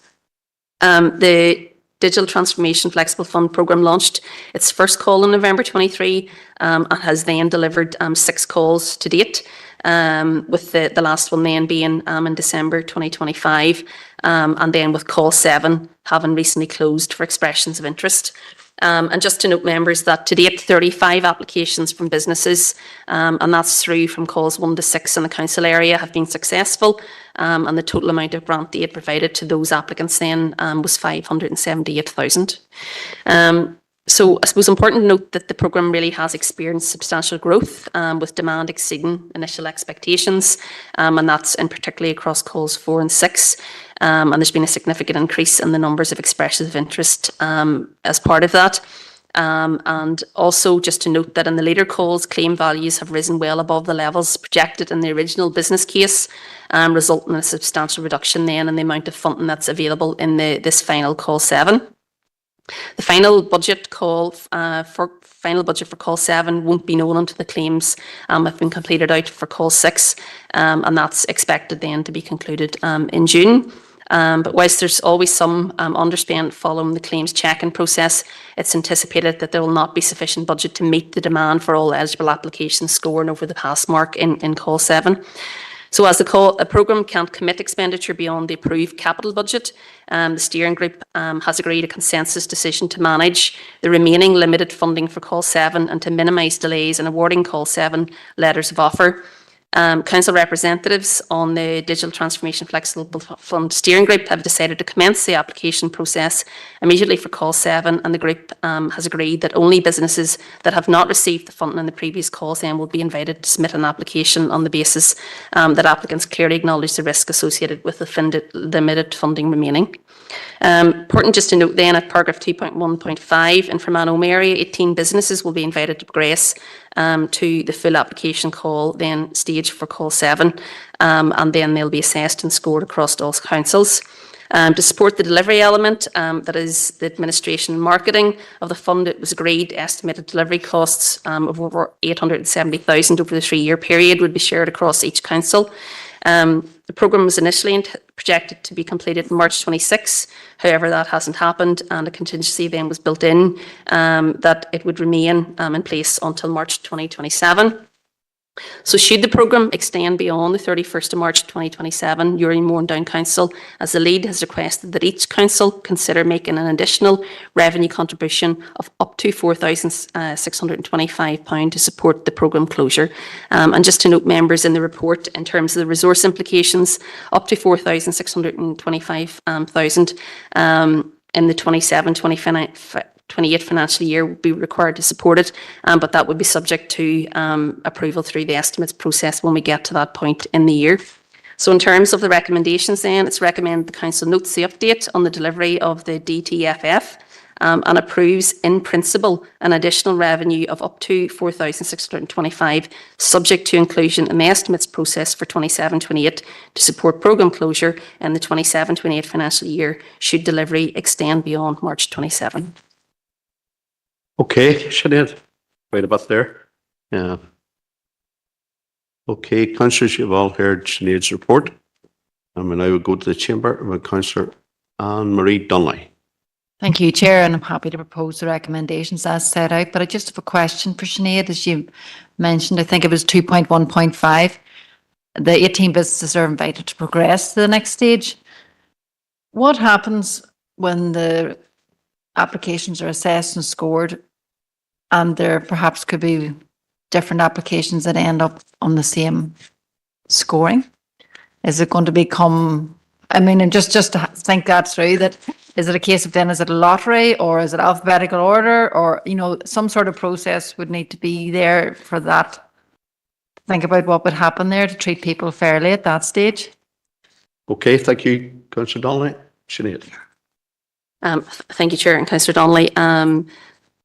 Yes, I agree there would have to be a process in place, and there will be one in place because that probably has come up across the other calls. I'm happy to come back directly on to come back on what that process is, but there absolutely would have to be one to deal with that. Yeah. Thank you. Okay, you're happy to propose. Give it a seconder. Councillor Rosemary Barton. All agreed? Thank you. Yeah. On to item 5.5, and that's to consider report on the Go Succeed programme, paper H. And again, Sinead.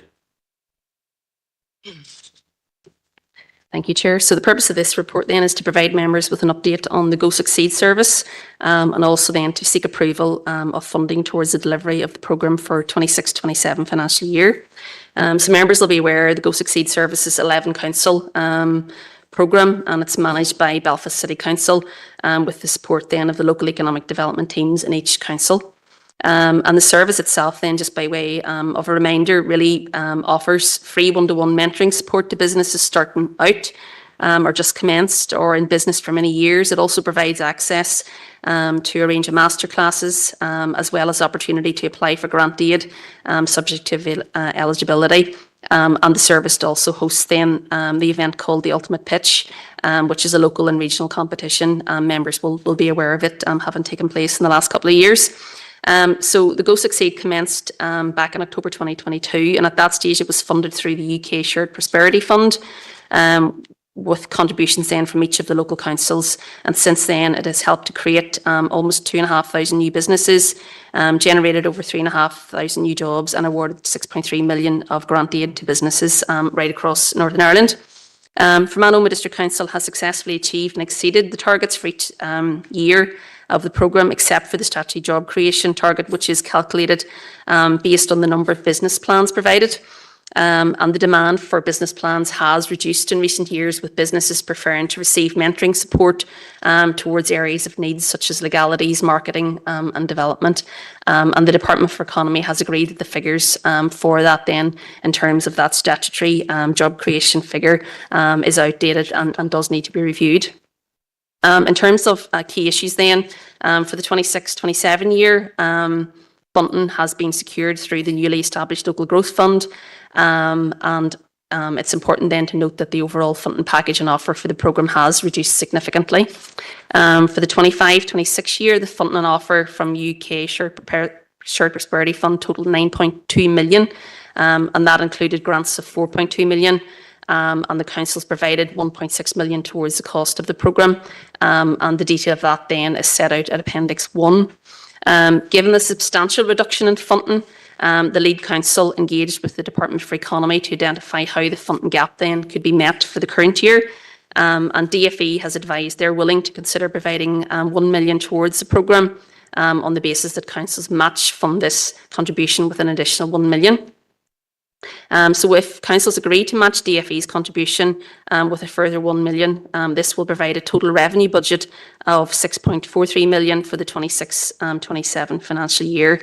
And just to note then at Appendix 2 to this report, that provides then a breakdown of what that looks like for each council area. If the revenue budget is confirmed, it would equate to approximately 70% of the revenue budget that had been provided within the 25-26 financial year. And just to note that the grant allocation portion of Go Succeed is expected to be confirmed later this month or early next month. Just some important figures then in paragraph 2.5.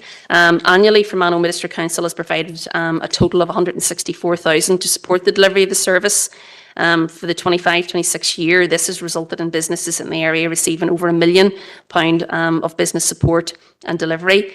For 25-26, those figures are really up to the end of February. The service has supported 336 individuals at the pre-start, early start-up, with over 2,102 hours of free mentoring support, further supported 188 growth businesses, and then just over 2,000 free mentoring support. Grants of 188,000 were awarded to 86 businesses during the same period, and then there's details about the ultimate pitch, what took place back in the Killyhaviland back in September. So following the DFE offer of £1 million towards the 26-27 programme on the basis of the match contribution, an in-principle commitment has been communicated to DFE following officer discussions at the Solus Economic Development Working Group. And this in-principle commitment was necessary to enable the service to secure the 1 million contribution from DFE and to ensure then that the level of continuity would continue from the 1st of April. And the department has been made aware that this is in principle and subject to formal council approval. Paragraph 2.7 really then sets out what has been, I suppose, included in the response back to DFE in relation to the in-principle commitment. At paragraph 2.8 then, just to note that councils have therefore been asked to consider providing the additional contribution over and above their annual contribution. So in Fermanagh, the ask is for an additional £99,922 over and above the annual contribution of £164,000. So the total contribution then for 26-27 would be £264,000. It should be noted and important to note that despite the increased contribution requested from councils, there remains a funding shortfall for the service, and the funding position has resulted in an overall reduction, which means that about approximately 20% across the core pillars, as well as the marketing and communication activity. Also important to note that all the new funding position will not impact the core composition of the service, but councils will be required to review their targets. So in terms of the recommendation then, members, it's recommended the council notes the update to the Go Succeed service, provides an approval for the Chief Executive to sign the Local Growth Fund application form and the associated match funding forms to participate in the Go Succeed service for 26-27, and approves the annual contribution of £164,352, along with the additional match contribution of £99,929 to the Go Succeed service for 26-27. Thank you very much, Sinead, for all that. It's quite a good thing, that's Go Succeed, and it's been well advertised right across the country. So you've heard Sinead. Can we have a proposer and seconder for the adoption? Councillor Stephen Donnelly proposing in the chamber. Happy to second, Chair. Happy to second, Councillor Alan Rainey, MBE, and we're all agreed. Thank you all again. Agreed, yeah. Yep. Okay, now we're on to item 5.6. And it's to consider the report of the Director of Regeneration and Planning. And again, that's over to Sinead. Thank you, Chair. So the purpose of the report is four aspects to it. So the first one is in relation to a letter of comfort from the Department of Communities in respect of Labour Market Partnership 26-27. So the letter of comfort has been accepted from DFC for a total of £95,633, providing an extension to the Labour Market Partnership Programme until the 30th of June 2026. The department has advised the council will be notified of further funding for the remainder of the year following approval of departmental budgets. And members will note that there's a separate paper then also just in relation to labour market partnership further on into the agenda.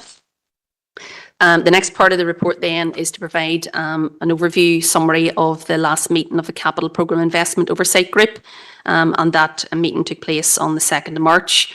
The group noted the minutes from the Capital Programme Management Board meetings, and they received an update on all of the projects included within the Council's capital programme for 25-26, together with current levels of expenditure, and then also in relation to the RAG status of those projects. Paragraph 2.3.1 then, members provides an update on our forthcoming tourism conference, or Manomic Tourism Conference 2026. So preparations are ongoing in relation to that. It's going to be held on the 7th of May at the Glen Park Estate. And this year the conference will explore the theme of sustainable landscapes enabling a vibrant visitor economy.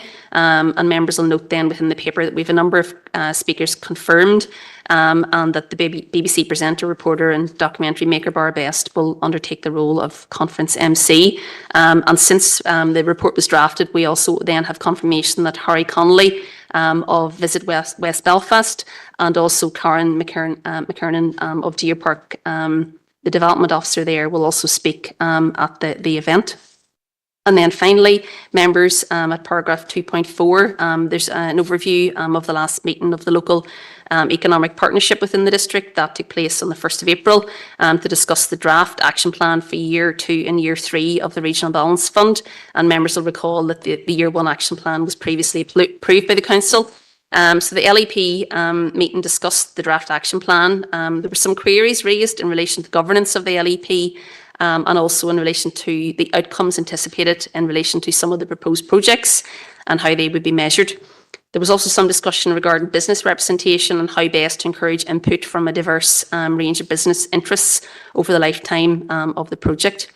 To facilitate further discussion on these matters, a series of one-to-one and small group meetings are to be arranged, and some of those are already in the calendar to provide feedback to the members ahead of the next meeting then of the partnership.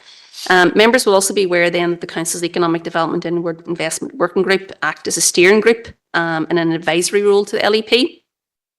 And members, it's suggested at this stage in the process that, subject to their availability, that the members of that group would attend future meetings of the LEP to provide some additional support to the partnership.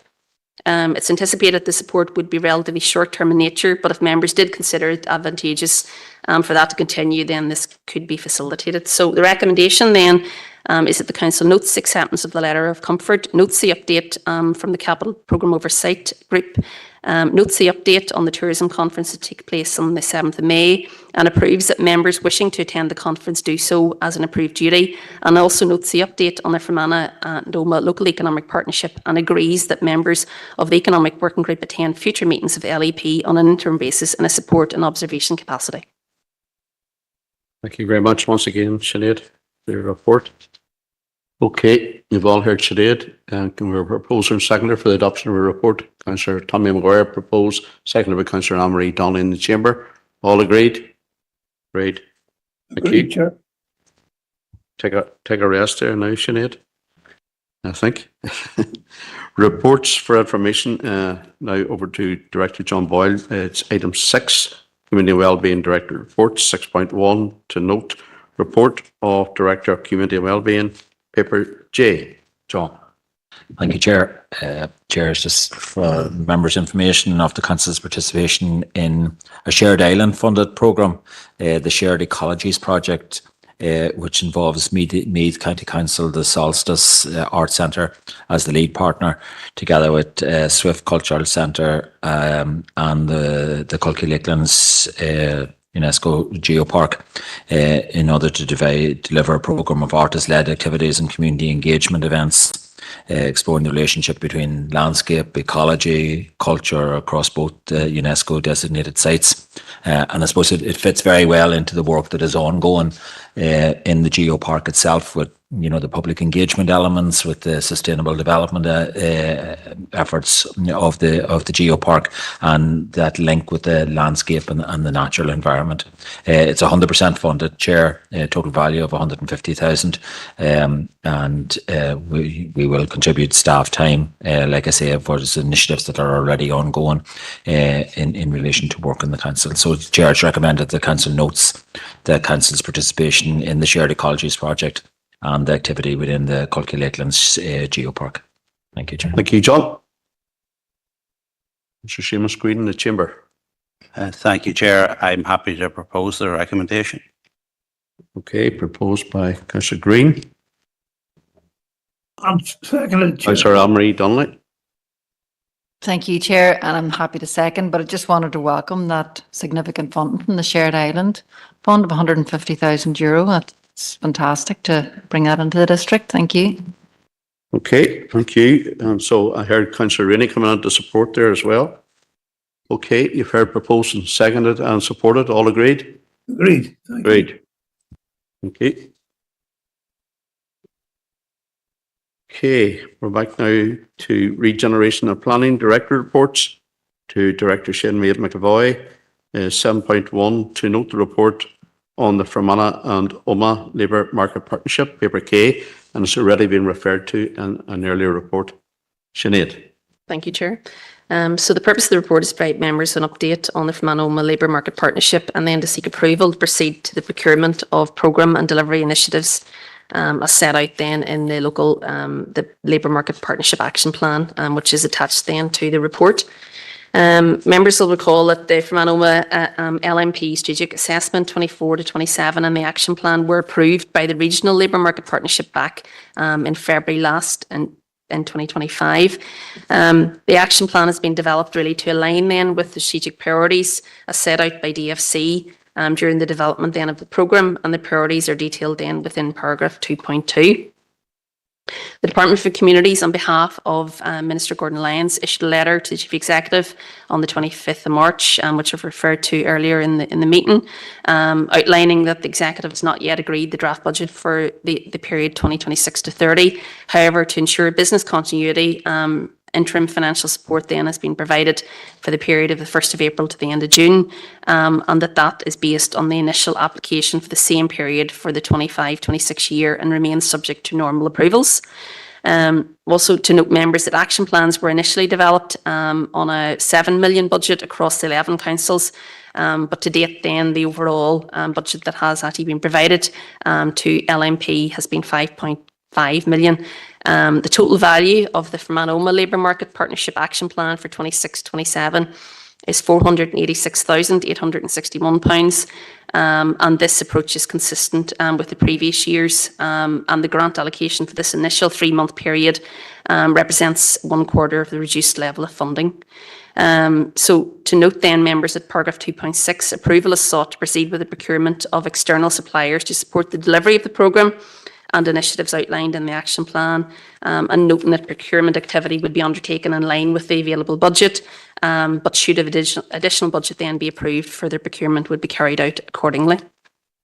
So the recommendation then, members of the paper, is to note the update on the Fermanagh Omagh LMP funding, and to approve then the request to proceed with procurement for programmes and initiatives as outlined in the LMP Action Plan 26-27 based on the current funding offer, and then subject to any future confirmation of funding that would come forward from the Department for Communities. Thank you, Sinead. Okay, you've heard Sinead. We have a proposer and seconder for the adoption of the report. Councillor Stephen Donnelly in the chamber. I'll be Chair. All right. We'll take Councillor Alan Rainey MBE online by WebEx. Thank you. And supported by Councillor Donnelly. All agreed? Agreed. Thank you. On to item 7.2 now, and it's to note report on the Future Housing Conference, and that was 2025, paper L. And again, it's Sinead. Thank you, Chair. So members will recall we had a very successful and well-attended housing conference back in November 2025. So the purpose of the report really is to provide members with an overview of the key issues that have been raised at the conference, and to note that the conference really included keynote presentations. There was a question and answer session, a really interactive panel discussion, and also then a dedicated engagement zone that really facilitated discussion across key stakeholders within the area of housing provision. So the purpose of the conference then really was to bring together key voices from government, housing, infrastructure and community sectors really to address the urgent need of housing supply and needs. The conference provided a really successful platform for that and for the challenges facing the sector. It was well attended with over 128 delegates present from a wide range of organisations, and the feedback from the attendees and the delegates really was overall really very, very positive, and really just noting that those who attended, I suppose, left the conference with a deeper understanding of all the issues facing the sector. Just to note in the report that all of the presentations that were delivered at the event are available on the council website and are a really good reference point. There was a lot of discussion across the day over a range of topics, and there was a range of issues that arose as part of that. And I've set out a summary of those at paragraph 2.2 within the report. So just to briefly, I suppose, summarise those, there were issues around strategic coordination and leadership. So there was concerns really about fragmented governance across the housing system, with responsibility spread across multiple organisations and departments, and questions around whether the current arrangements provided sufficient strategic direction or accountability to enable housing delivery at the required pace. And there was a strong sense that improved coordination and clear governance structures were needed. There was a recurring issue around limited supply of suitably zoned land, and also concerns about infrastructure constraints and particularly wastewater capacity. There was also discussion around the utilisation of local government land and public land for social and affordable housing as an issue that requires further consideration by central government and by the Housing Executive. There were concerns raised about the adequacy and transparency of housing funding allocations, and noted that Northern Ireland, in terms of the funding levels, is comparatively low and may not sufficiently reflect local delivery costs or rural challenges. And there were also questions raised about how funding thresholds and caps are set, reviewed and adjusted. There were issues raised and queries around rural housing pressures. So governance arrangements were seen to be insufficiently responsive to rural housing pressures. And there were also concerns raised regarding the difficulties of retaining younger people and farming families within rural communities, and longer development timelines and limited solutions where infrastructure constraints exist. There was discussion around affordability and co-ownership models, and around governance of affordability mechanisms, and including co-ownership and intermediate housing models. And then there was also discussions around accessibility and demographic change, and participants highlighted growing pressure on the housing system arising from an ageing population, and then also increased prevalence of long-term health conditions and disability. There were concerns raised about the gaps identified, and the need in current provision, and particularly for accessible and wheelchair adapted housing. Moving on then, just to note at paragraph 2.3, the Housing Conference really, as I've said, really did provide an important platform for the Council to advocate the requirement to address the urgent issue of housing supply and need, highlighted the scale and urgency of the housing challenges, including affordability, supply, homelessness prevention, and then the wider links between housing, health, well-being and economic opportunity. It also provided a platform for the cross-sectoral engagement to take place, and discussions relating to the role of planning at the conference acknowledged the flexibility of the Council's local development plan in relation to rural housing. It is important to highlight that responsibility for housing provision in Northern Ireland sits with the Housing Executive as the Strategic Housing Authority, and the Council does continue to engage and work with the Housing Executive in the preparation of our local policies plan, and as relevant then in terms of any planning applications that come forward. In addition, the Housing Executive are a partner on the Fermanagh Omagh Community Planning Strategic Partnership Board, and the Council continues to collaborate with them through that established framework. Given their important role in relation to housing, it's also considered that there should be opportunities to further strengthen relationships with housing associations and co-ownership groups. Members, given the positive feedback on the Housing Conference, there may be benefit in hosting a similar conference in future years as a further opportunity then to advocate and enable discussions and strengthen the efforts to address this urgent issue. So the recommendation then, members, is that the Council notes the report of the issues raised at the Future Housing Conference 2025. Thank you very much, Sinead. Those of us who attended on the day in November at the Stuart Arts Centre probably found it very beneficial. Certainly I did anyway. And there was some really good engagement and good speakers involved there. Okay, we'll go to the chamber here. Councillor Stephen Donnelly. Thank you very much, Chair, and can I thank Sinead for that report, and can I actually thank Councillor McElduff for taking the initiative of bringing that to the Strill. I thought that it was actually a very useful conversation with a significant amount of information, and actually kind of laid out the challenges in a real comprehensive and holistic way. And I think that a lot of the people who attended got a great deal out of it. The only question that I would ask is that, and I appreciate the conference was now about half a year ago now, but I believe that there was a speaker, and it's probably one of the presentations, who spoke to the similarities that could be applied between Fermanagh and Omagh and the Dumfries and Galloway district within Scotland, which would be sort of quite similar to ours. It's in the southwest, very rural, albeit coastal, but disconnected from a lot of the major urban centres, rural, ageing population. And I thought that it was interesting that comparison was made. And I know that they kind of had their own housing strategy adopted, which they're working through. And from what I can remember, it seems as though it was quite successful. I think that there were elements in terms of taking quite a targeted approach in terms of how they deal with the housing need in that area. So I suppose just the question I would just pose is that, just given that that was kind of advocated, have we taken the opportunity to kind of look at that particular example as to whether there's any learning for us to take in terms of our own policy, in terms of our own ask, just because if there is good practice out there that we can follow, then I think that it's important that we follow up on that. Okay, thank you, Councillor Donnelly. Sinead. Thank you, Chair. And the speaker was Paddy Gray at the conference, yeah, and his presentation will be one of those that's within the pack that's referenced in the report. I suppose in terms of the approach of the council in relation to housing, I suppose particularly looking at it in the context of the development plan, we do have our LDP plan strategy, and there are a number of I suppose, supportive policies in there in relation to housing. And we have policy in there, I suppose, specifically in relation to affordable housing, and where we have developments coming forward, that there has to be a percentage of those then that goes towards social affordable housing. The next stage then of our process then, I suppose, that we're at in terms of planning, which is, I suppose, the key, I suppose, role in terms of the council, is looking then at the local policies plan and the designation and zoning of land in relation to housing. But obviously in terms of the learning from the conference and the examples, that's something we would be mindful of then as we move forward, and particularly, I suppose, then in relation to the LDP, obviously we will get to a point where we will have a review stage of our local policies plan, and we'll be looking then at the, I suppose, the monitoring of those policies and how successful they've been. Okay, you're happy to propose the recommendation? Okay, we'll move on now to Councillor Seamus Green in the chamber. Thank you, Chair, and I too would like to commend the Council and Councillor Barry McElduff for bringing this initiative.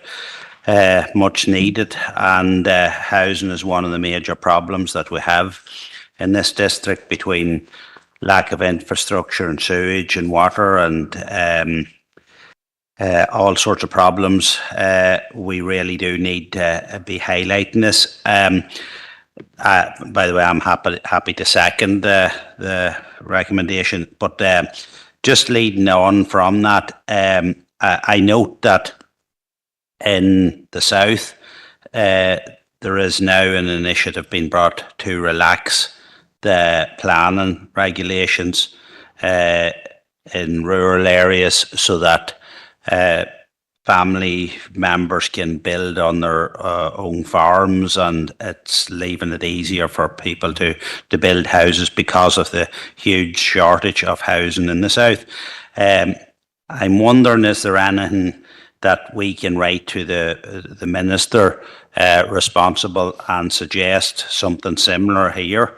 Because it just seems that it gets harder and harder for young families and young couples to actually get on the housing ladder, even if their own land in the rural areas, they can't build on it. So I would propose that we write to the relevant minister and ask, given the example of the south, is there any prospect of some relaxation in the planning laws? I also then would like us to write to the relevant minister again and the housing executive and ask about the derelict buildings in rural areas and in our towns and villages and unoccupied.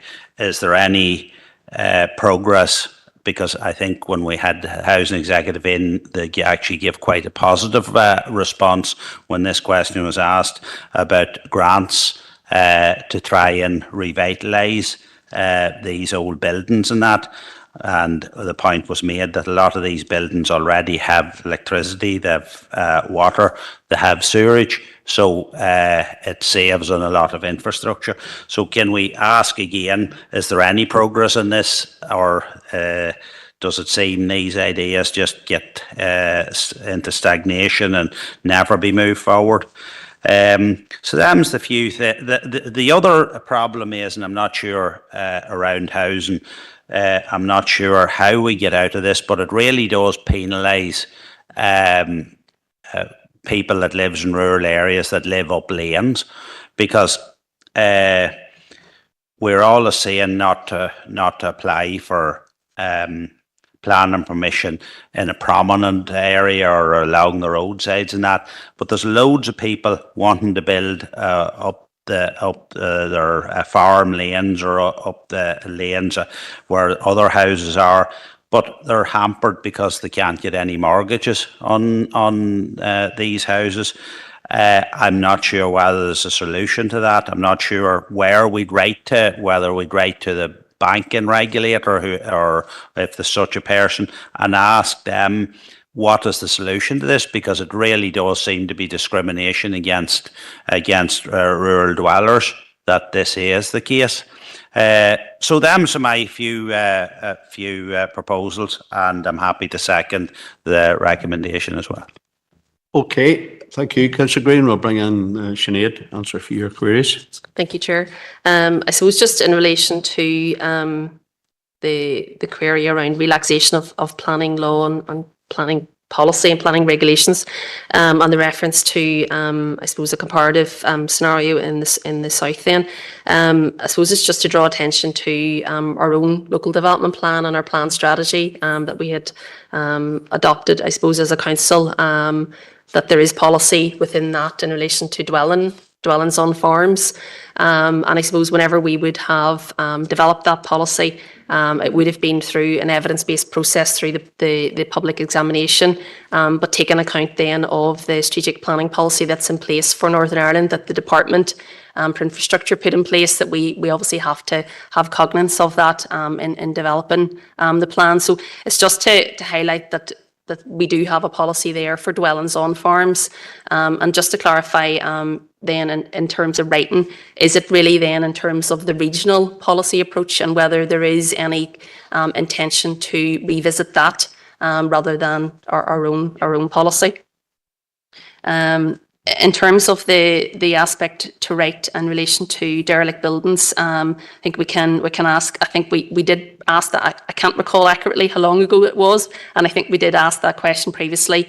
But I'm happy to check how long ago that was, and if it's within or outside of the requisite time, then we can follow up on that. But I'll check that also.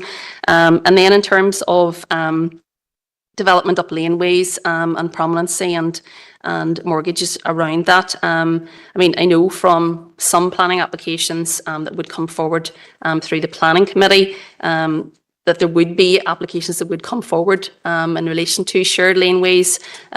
So I think some of that can be very case specific in terms of particular planning applications, but certainly we can check as to what the appropriate organisation would be to ask, I suppose, what the constraints are in relation to mortgages and whether that actually has an impact then in terms of a mortgage for a house if it is up a shared laneway. Okay, it's been proposed and seconded for noting the report. And Councillor Greedon, I think, made 3 proposals there, and our director has answered a few of them. So we'll have to.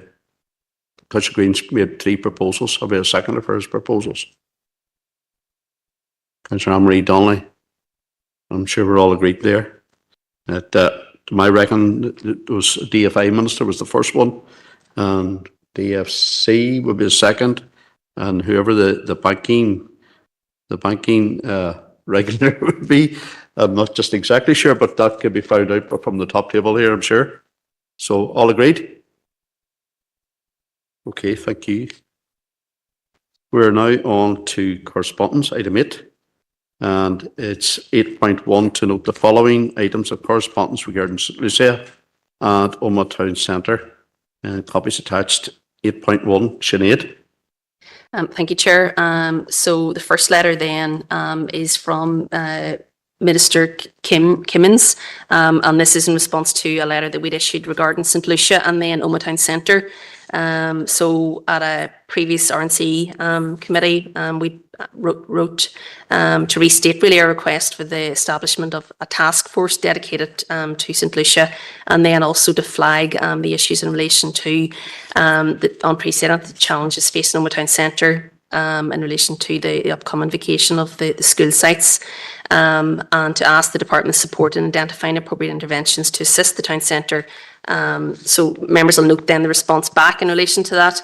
The Minister has highlighted the stage that St. Lucia is at in the disposal process, and then has also noted the work undertaken by the Council in relation to the second part of our LDP and the ongoing consideration then in terms of our call for sites. Ministers also acknowledged that town centres are important hubs and all of the issues around that. And then has also noted that DFI have contributed to the work of the Executive Office in terms of the High Street Task Force, but has noted then your dairy commitments that the Minister is unable to accept the meeting at this stage. So that's for noting, members. Okay, very, very important subject for Omagh, County Town of Tyrone. So can we have a proposal second for noting? Mr. Stephen Donnelly. Thank you very much, Chair, and look, just to state my disappointment at the fact that they haven't really taken up the suggestion of the task force. Although nonetheless, I mean, ourselves as a local authority and ourselves as Omagh councillors will continue to keep on pressure for progress on this particular matter. I think that it is just worth referencing once again that since the last time this was considered, I mean, there has been the situation that pertained to Crevenagh House, which is demonstrative of the threat that is faced by heritage assets within our district. So there is a very real need for us to see progress on sites such as St. Lucia, because the continued drift is unacceptable, and we need to get to a position where we can adequately develop this for the usage of the community. It's a vital part of Omagh's shared heritage, and we need to see progress on this in due course. So happy to propose. Yeah, thank you for that. Moving on to the chamber again, we have Councillor Anne-Marie Donnelly. Thank you, Chair. Happy to second. But I wonder, would it be useful to meet with the official when the Minister isn't available to highlight where we stand on this issue? I think it would be remiss not to take up the opportunity to feed back that information to the Minister directly. So I propose that we take up the opportunity to meet with the official. Okay. I can assure you, Councillor Donnelly is not for the auto triumph from the Omagh Town councillors. We've highlighted it on many occasions, but so you're making a proposal. We take a meeting up with the officials. I'll be a seconder for that. Councillor Stephen Donnelly, and agreed. Have an option, Sinead? Yep. Yeah, that one. Okay, on to the next piece of correspondence, and it's part 2 of 8.1, and it's from the Department of Communities. Yes. Thank you. Get my mic on. Yeah, thank you, Chair. So this is a similar letter that has issued then to Minister for Communities. And in terms of the content of the letter is more or less exactly the same as the previous one I described. So the response back then has come back obviously from the Director on behalf of the Minister. So you'll note that the Director then has noted the concerns that we've raised and recognising the scale of change plan for the town and welcome the council's proactive approach. Also noting our familiarity with the Department's West team, ready alongside the council on these matters to include development of the Omagh Place Plan, the place shaping plan, and continual land review of urban regeneration of the forward work plans. That's the work obviously that we would engage with DFC on in terms of funding as part of a forward work plan, and then the re-engagement with the Ministerial Advisory Group, and just noting that partnership is really important and continue to as we move forward. The directors also then just provided an update in terms of the disposal process and where that is at. And then in terms of the request for the dedicated task force, reference to Lucia, you'll note then that the director said the department's views that the existing partnership structures between DFC and the council remain sufficient at this time, but that would be kept under review, and would be happy to engage further regarding the matter alongside the deputy director, Sharon McGowan. So, Chair, the correspondence is for noting. Thank you. Sinead, Councillor Anne-Marie Donnelly in the chamber. Thank you, Chair. Happy to propose noting of the correspondence, but again, that I propose we take up the opportunity to meet with the department and maybe combine the two meetings together to speak directly to both departments as one meeting. Thank you. Okay, thank you very much for that, Councillor Donnelly. Have a seconder for Councillor Donnelly's proposal. Councillor Seamus agreed. I was looking in another direction from you. Thank you. And agreed. So that's for noting and for meeting and engagement as well with DFC. Thank you for that. And now we're on to see where we are now.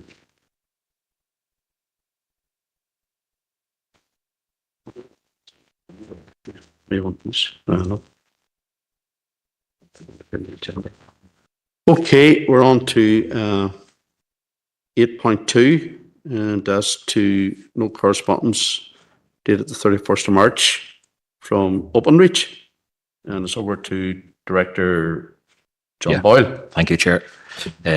Chair, it's in relation to Openreach, have a fixed telecoms communications or fixed telecoms modernisation charter. Members will be aware, and I know we have received presentations from Openreach in relation to the changeover from the copper network to being replaced by the fibre network and all that involves.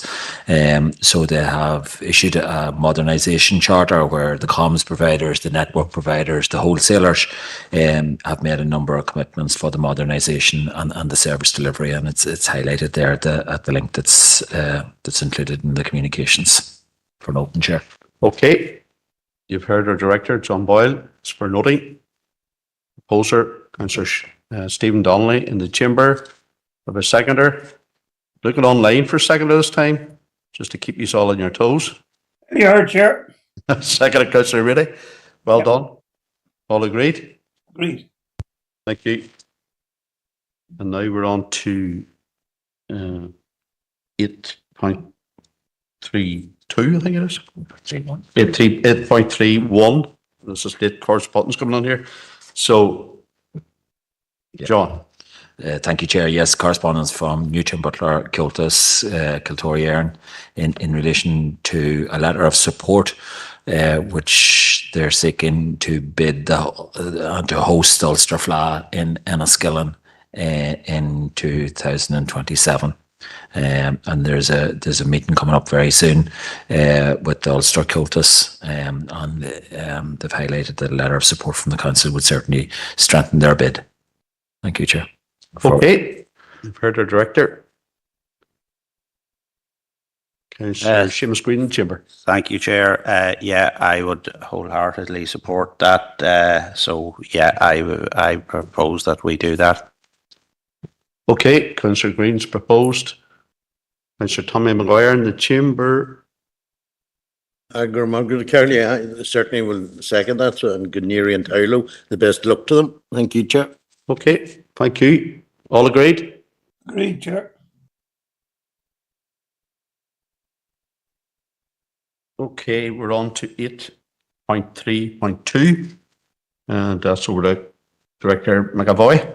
Thank you, Chair. So this is correspondence from Consello And the correspondence members, you'll note that they advise they work alongside Openreach, and they would like to know if there's an opportunity for Openreach team to brief council members on their latest developments within the network, and that would include then future exchange closures, as well as wholesale line rental withdrawal, and what that would mean for local communities.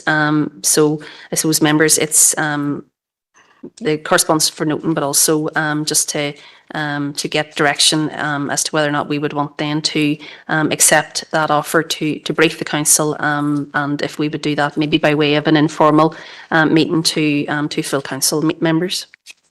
Okay, thanks, Sinead. Councillor Anne-Marie Donnelly in the chamber. Thank you, Chair. Happy to propose noting, and yes, I would like to propose you take up that opportunity to meet, but I would like, if the Chair would agree, that I think it should be expanded out. We still have a lot of towns in the district where the phone signal, the mobile phone signal, is so poor. In my own town in Drumquin, we've 1 bar or no bar. If we didn't have digital signal for phone calls, we wouldn't have any signal. So I think it's not good enough at this stage of the game. So I'm not sure who's appropriate to write to ask for engagement in terms of phone masts or whatever that can be put in place to improve coverage across the district. They're bound to know which areas are poorly serviced, and I think it's long overdue being addressed. So I would like to propose that as well. Okay, you've heard the proposals of Councillor Anne-Marie Donnelly. And the chamber again, Councillor Rosemary Barton. Thank you. I would like to second those proposals. Second by Councillor Barton. And now online to Councillor Glenn Campbell.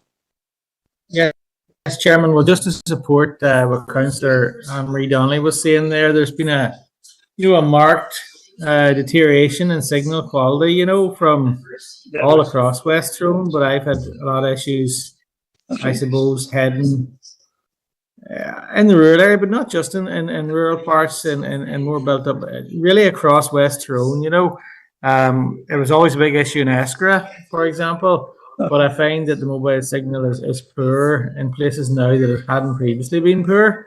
And that's not a good thing. We want to be improving the signal in areas. Maybe it's the amount of people using mobile phones now that's increased, but certainly the infrastructure isn't up to scratch to deal with the demand. So I will support that, Chairman. Thank you very much. Chair, I would like to support that as well, and add the Garbaki area to it. This last few days has been just horrendous altogether. Virtually nothing. Okay, points are noted there, councillors, especially in the rural areas there.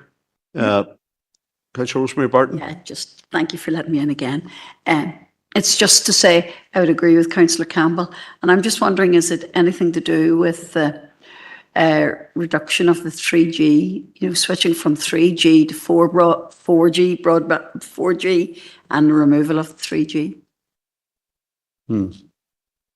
I think that's been happening of recent. Okay.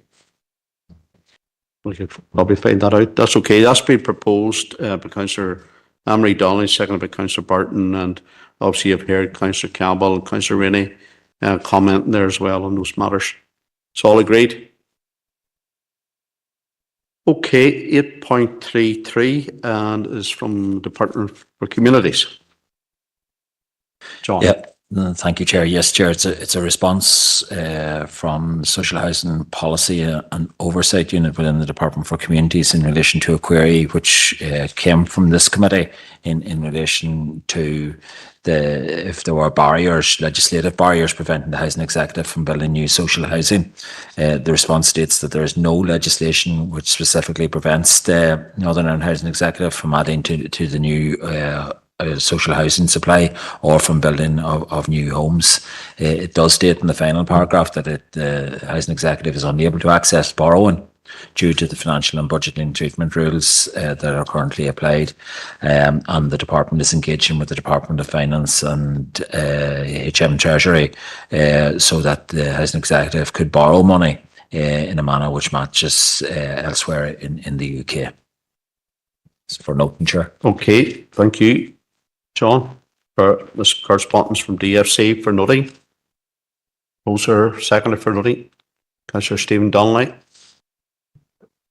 Seconded by Councillor Tommy Maguire. And agreed.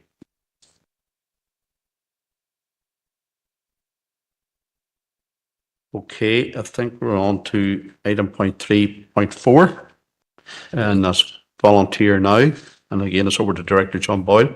Thank you, Chair. Yes, correspondence from Volunteer Now in relation to Volunteers Week from the 1st to the 7th of June, highlighting in the correspondence that 2026 has been designated by the United Nations as the Year of Volunteers for Sustainable Development, and inviting the Council to undertake some special activity for Volunteers Week between the 1st and the 7th of June, just to make it that a special priority, and as it is the United Nations Year of Volunteers for Sustainable Development. Okay, thank you, John. Into the Chamber, Councillor Seamus Green. Thank you, Chair. Yeah, I'd like to propose that recommendation. I think it's essential. We see it in every community in our district, the important role that volunteers play.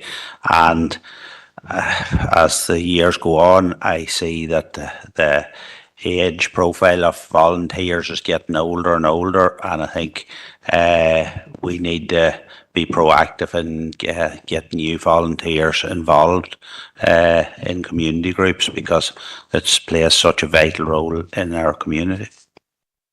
Okay, thank you, Councillor Green. That's proposed. Have a seconder? Mr. Tommy Maguire. And agreed. And supported.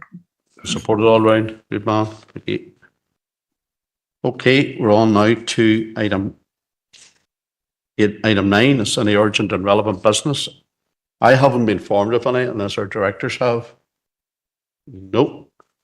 Okay, and now we're on to part 2 business, because can we have a proposed and seconded? We're going to committee for part 2 business. Proposed Councillor Rosemary Barton, seconded by Councillor Anne-Marie Donnelly, and agreed.